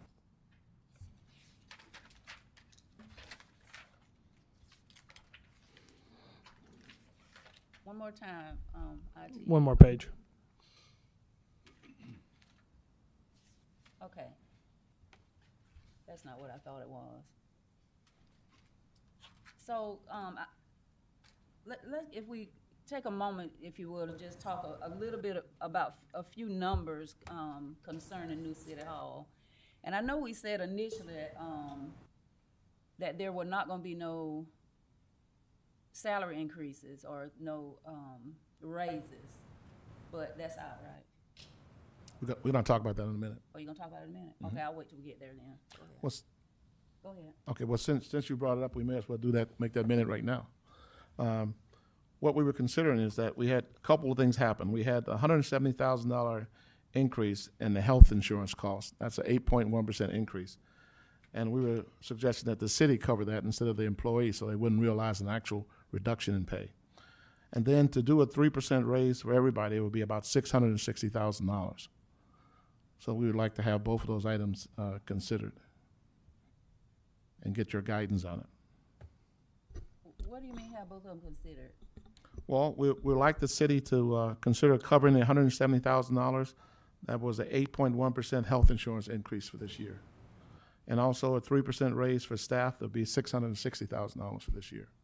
Is that with how long have we had that health insurance coverage? I'll have to ask the HR director.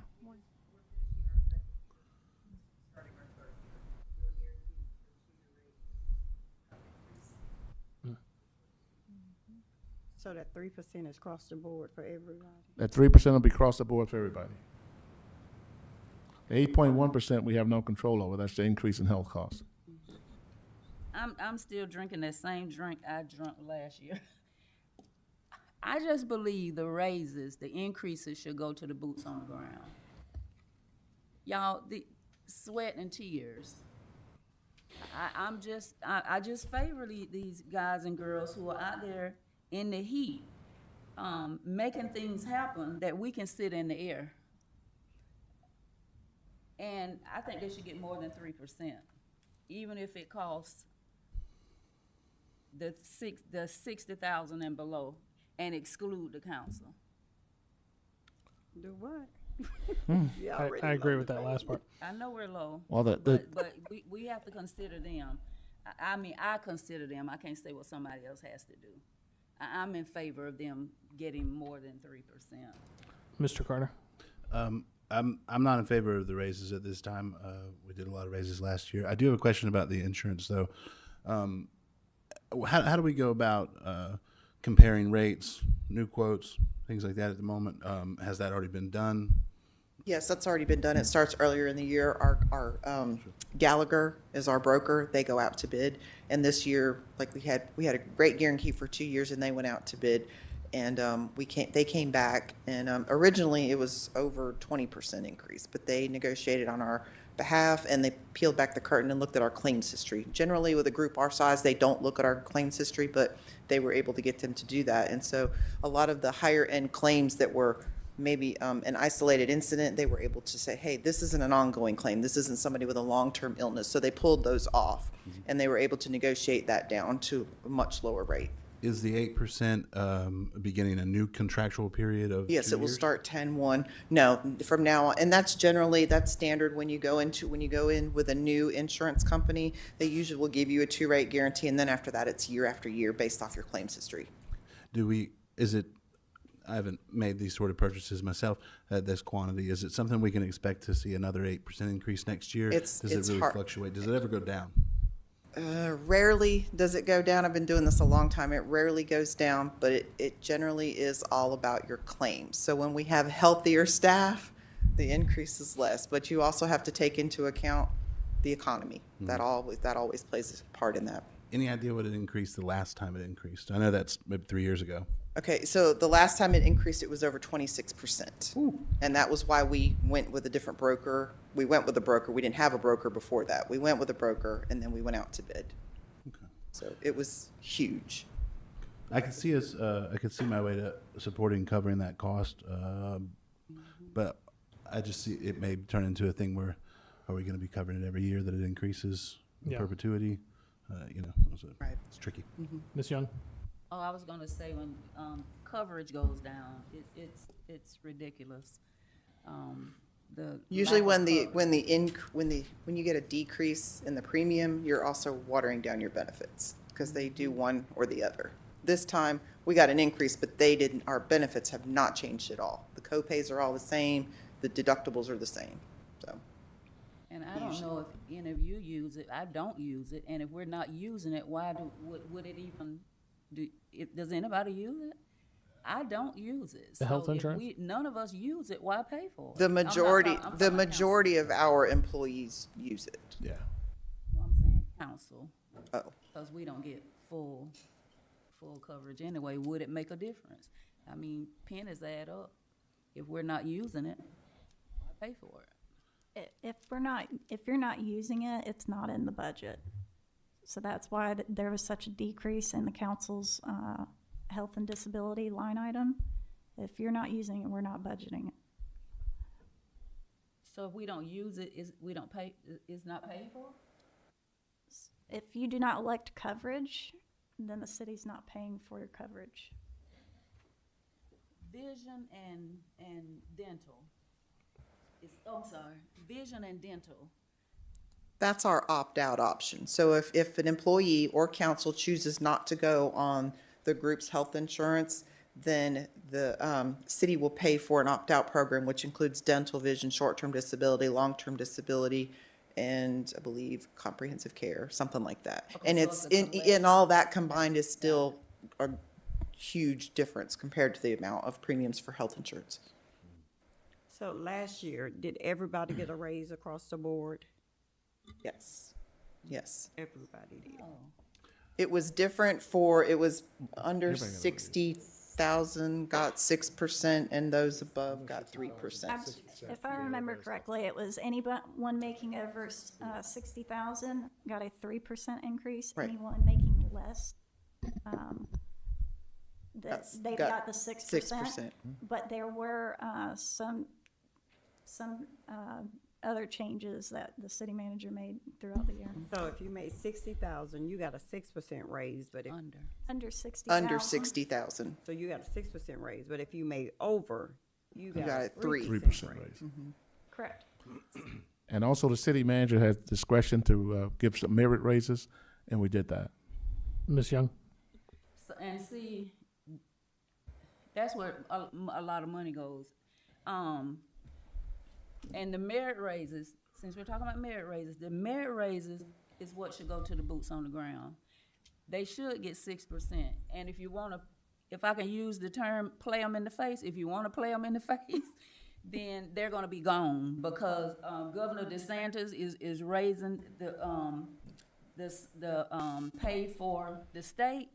These guys are going to be gone. Who blames them? We need to pay these guys. They're out there working hard. That's why we look good. That's why Lake City looks good. We're sitting in these offices, but they're out there scuffing it in the heat. And if Lake I City may, I look good. will say our administration worked really hard last year at changing a lot of the salaries, and a lot of our entry-level employees are coming in at $16.50 and not 15, or some of them are 18. It depends on the specialty of the job that they're doing and the training and the skills. I still say. And then we work hard to So get them. Don, Ms. who Harris. gets the merit raises? I get the merit raises. He gives them. She's asking who gets them. Oh, who gets them? I think I gave the 2 chiefs a merit raise. And I get your list. I don't remember everybody I gave a merit raise, but it was based on what they were contributing to the city. And some department heads I felt were making less than a department head wage when I got here a year ago. So most of the merit raises went to, we'll say supervisors and all of that. Went to department It heads. pretty much wasn't to, like Ms. Young said, the boots on the ground. No, they don't go out Most there. of the merit raises went to department heads. I think we promoted one individual from I forget what he was doing, but to head of our IT. So he got a sizable raise as our new IT director. But yes, most of them went to department heads. And another thing to consider too, when you raise the bottom half by 6%, the top by 3%, you do something called compression. Now HR can talk to you more about that, but that's a derogatory thing to happen to the folks at the top and the bottom, because what's going to happen is you're going to compress the scales in there, and then all the salaries are going to be tied pretty close together, and you don't want that either because that's expensive for a city. Mr. Carter, did you have? I thought you were asking. Yeah, I was just thinking, I don't, again, I don't support any raises this year. And it's tricky, anywhere else, and insurance goes up for everybody. I don't know that we should do either of those two things this year. Because in all fairness, Mr. DeSantis may be paying them more, but he's also actively pursuing doing away with property taxes, and it's going to put us in a whole other pickle in a year or two if that passes. So again, talking about the amount of money we're spending, if property taxes go away in the state of Florida in a year or so, I have a hard time finding out where any raises are coming from. So at the moment, I don't think that's a good idea. Yeah, I think we need to be in an austerity measure here. Majority of these people, boots on the ground, don't even own property. The majority of them, I guarantee you, doesn't even own property, so that they're not going to benefit from that. No, I'm sorry. I meant currently we receive quite a bit of revenue from property taxes that we may not have in a year or two. And we're talking about building a new city hall, but you don't want these workers to get an increase so that they can keep food on their tables. They're gonna have a pretty city hall though. No. I think that city hall thing is up for debate. Yeah, and big time. I for one am not for spending $2 million. I think that we should be in austerity measures for the next probably 2 years. 100%. I have a question. Where does the merit raises come from? Whose idea was that? The ordinance gives the city manager the authority to do merit raises. So I don't like it either. you could always change it, but right now the city manager has authority to do merit raises. Changing that because to me that is unfair. That is unfair to give a merit raise to, and if they got, let's just say they got 3% raise, and then you're gonna go right behind them and give them a merit raise as well. Is that how that? That isn't necessarily how that worked, but the city manager has the authority per ordinance to give the merit raises. Now, we could change the ordinance, Yeah. but right now, it's a city manager function. Ms. Young? You done? Yeah. It can be unfair. It's not always unfair, but it can be unfair. And that's anything when you put it in one man's hand, not particularly talking about you. When you put it understand. in one man's hand, it can easily go and be presented as being unfair because, we have this thing called favoritism. That's very prevalent in the workplace. And then you have these merit rates, and it causes a lot of chaos in the workplace. Raises. When one person get a raise, the other person feel they deserve a raise, and it gets pretty ugly. I don't know if y'all know it. It gets pretty ugly here. I ain't talking about nobody else's house. I'm talking about our city house. So again, I'll say I do believe in raises, but I believe in the low man on the totem pole, because you have a ladder and you have those who are on top of the ladder who we bless a lot more than the bottom. But we fail to realize is the bottom holds the ladder up. And we need to pay these guys and girls out there. Because we came back to the city hall item specifically, are you saying to eliminate the new city hall item from this year's budget in lieu of raises? I didn't say that. No, I'm asking because you asked for us to come back to this budget item, Mayor, and then may I interrupt? Please. So, in the sales tax bond, that 1.6 million that's left in there, that has to be spent for a new city hall. So when we borrowed that 2019 sales tax bond money, that was for the fire station and a new city hall. We were supposed to have spent every penny of that 3 years after receiving the funds. We still have not done that. So, Going to be used to make old city hall buildings new again. I would have to speak to our bond legal counsel to get clarification on that, but it's the intended use is for a new city hall. And if I may, Mayor, we actually had this building looked at, and the estimate is over $3 million in repairs for this building. So it's how much? Over $3 million in No, repairs. how much is it that we need to spend? There's 1.6 million that 1.6 million. has to be spent How towards many a new millions city we have hall. to put with that to build a new city hall? That's a good question. It's a good question. I'm waiting. Gotta weigh your options here. Well, it's 3,613,000, like. At this point, I would try to see what our options are on spending that money Okay. Yes, for sir. assets that we own or could deal with. We can look But you That said would be- it has to be spent for a city hall, right? That is correct. So if it have to be spent, we need to spend it before we can get it. Yeah, so there's some interpretation to that though too, right? So There's also, I've heard talks about selling the 2 buildings that we purchased using that sales tax bond money. That was the, where customer service is currently located in the old historic bank. If that were to be sold, it would have to be sold at fair market value, and that money would have to be returned into that sales tax bond account to be only used for a new city hall. We did talk to legal counsel about that, the bond counsel. So that's another option. And if I may say, Mayor, yes, ma'am. I'm not against a new city hall. I'm inclined to a new city hall, but we're not ready. We're not there yet. The only reason I asked that question was we came back to this page and then we talked about the raises. Well, Mayor, you want to make me say it, but I ain't gonna say it. Go ahead. I ain't gonna say that. All right. So I don't think we came to any conclusions there. We just kind of talked around in a circle.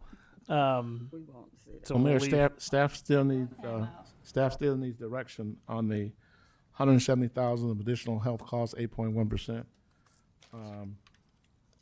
And I think we need a clear direction on the 3% raise. Whether or not, what's the direction on both of those items? I'm hearing that I'm not for the 3% raise across the board. I would be for covering the cost of the health insurance increase. Okay. Again, I think that we need to be in somewhat of austerity measures, looking at how the state is treating budgets and how hard they're coming down on ad valorem taxes, promising that it's going to be on the ballot in 2026, meaning that 2027, it's likely that 2.5 to 3 million of that ad valorem tax is going to be sucked out of our budget. Yes, ma'am. I say cover the insurance and 3% boots on the ground. I'm against the raises, and I just want to point out, if you work pretty much anywhere but here, your insurance goes up. It just goes up. In that way, I don't necessarily think a government employee should get special treatment from money from people who work anywhere else but here. So for that reason, I can't support the insurance coverage at this time. So Okay. no and no. Okay, we have a yes and yes, a no and no. a no and yes. What do you?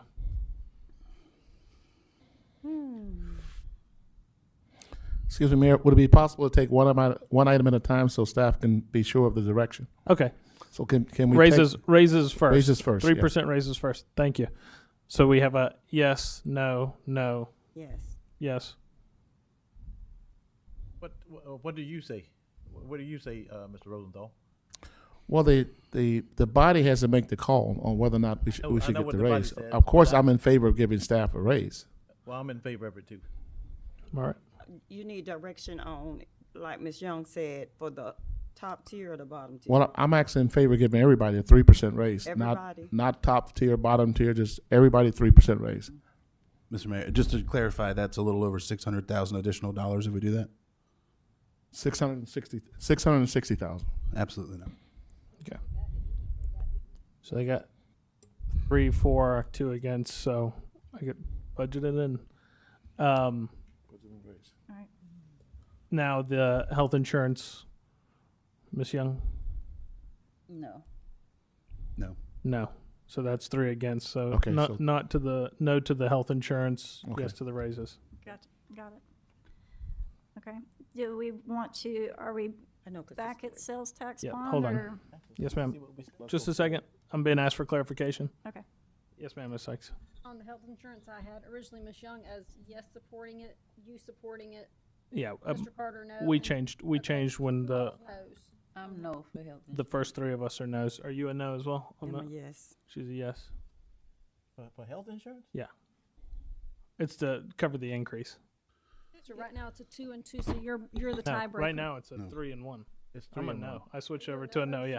Oh, okay, When I'm sorry. when the Okay. raise is going to affect, I don't think that Okay. $800,000 is better than $600,000. Gotcha. It doesn't matter. I'm sorry, Mr. Jernigan. It doesn't matter now. I mean, y'all already figured it out. So we'll- Still need your vote. Yeah, say yes or no. Say yes or no. Yeah. I said it.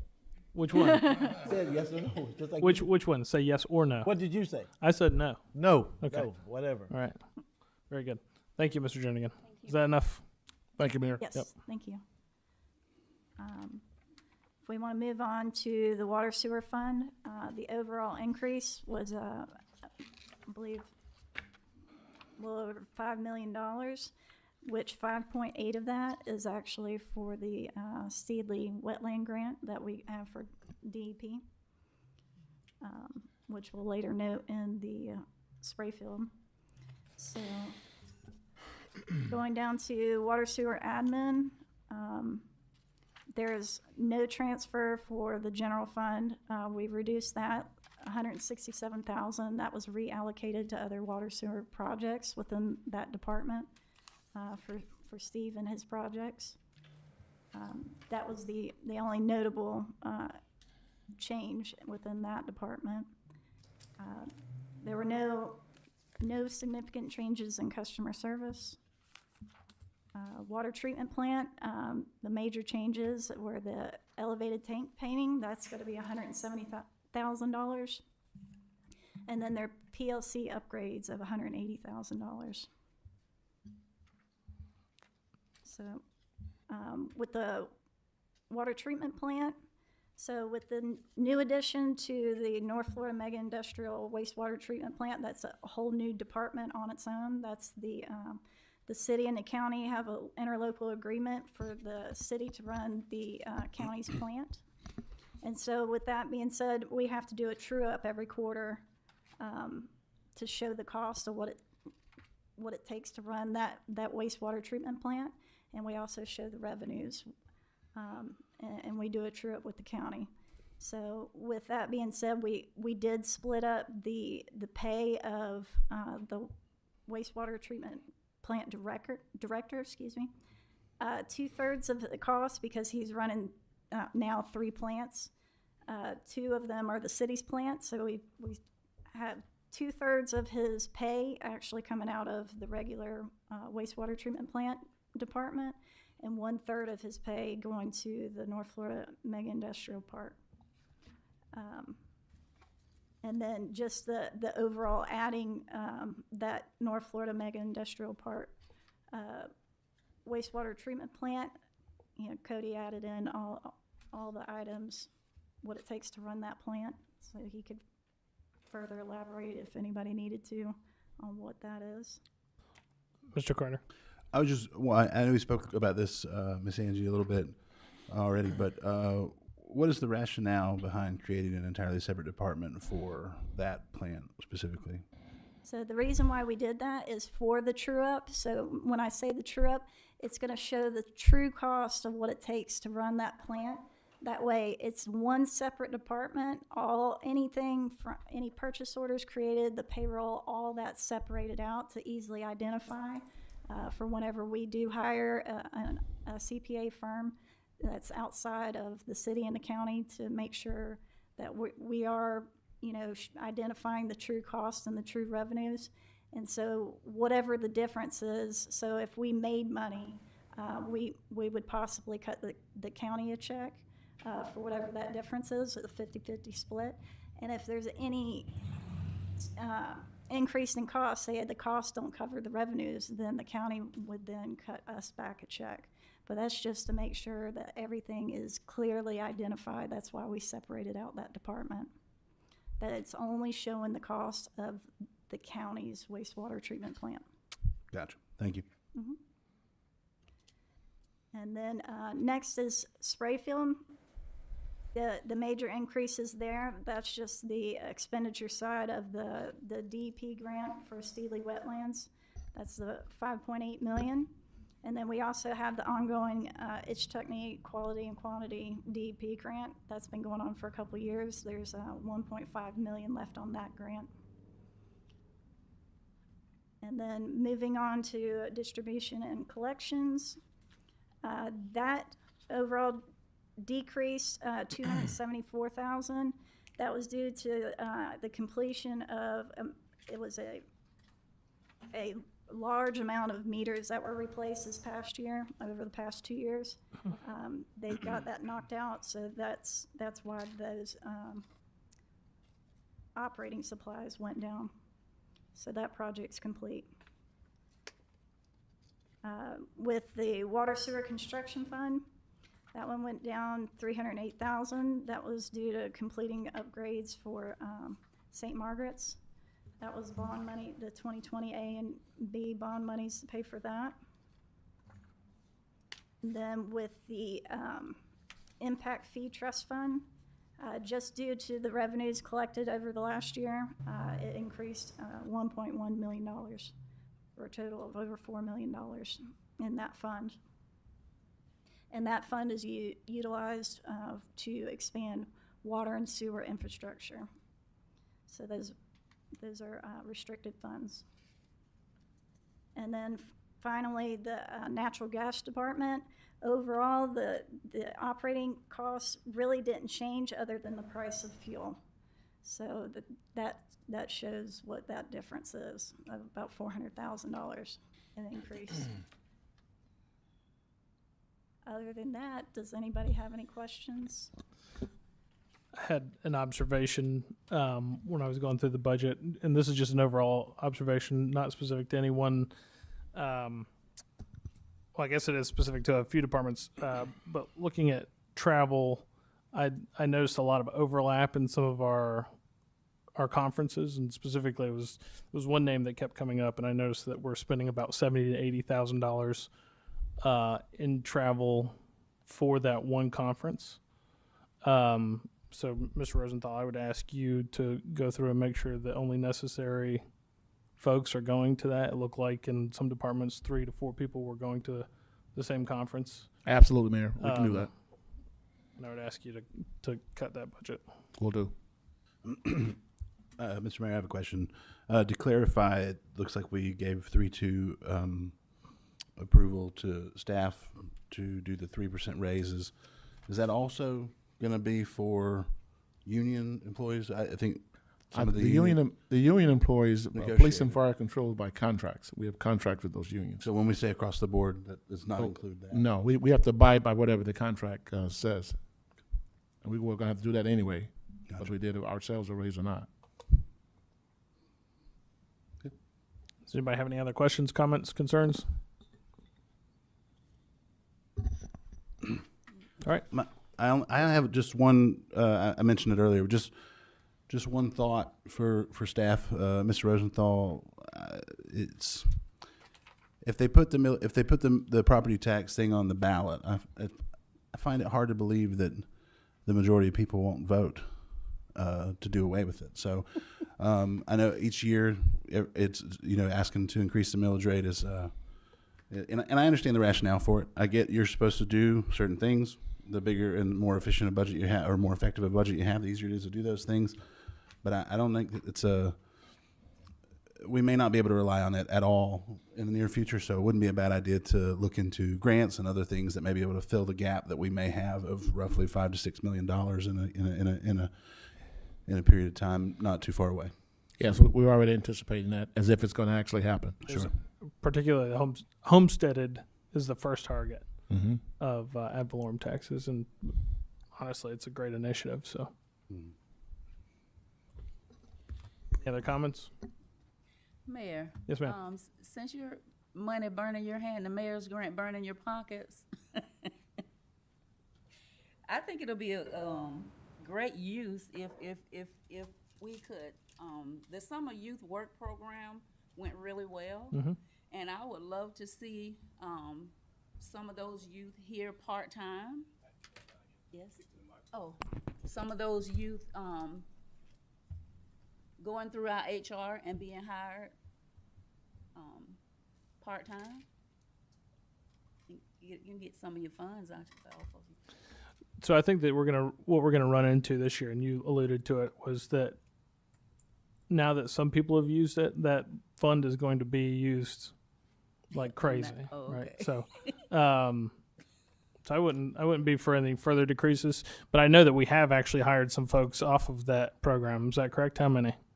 One. Just Very good. Yeah. So Is there's there always. any funds anywhere else since we got the bank open? I think we just busted the bank. Not a good way. All right. If nothing further, I'm good. we're adjourned.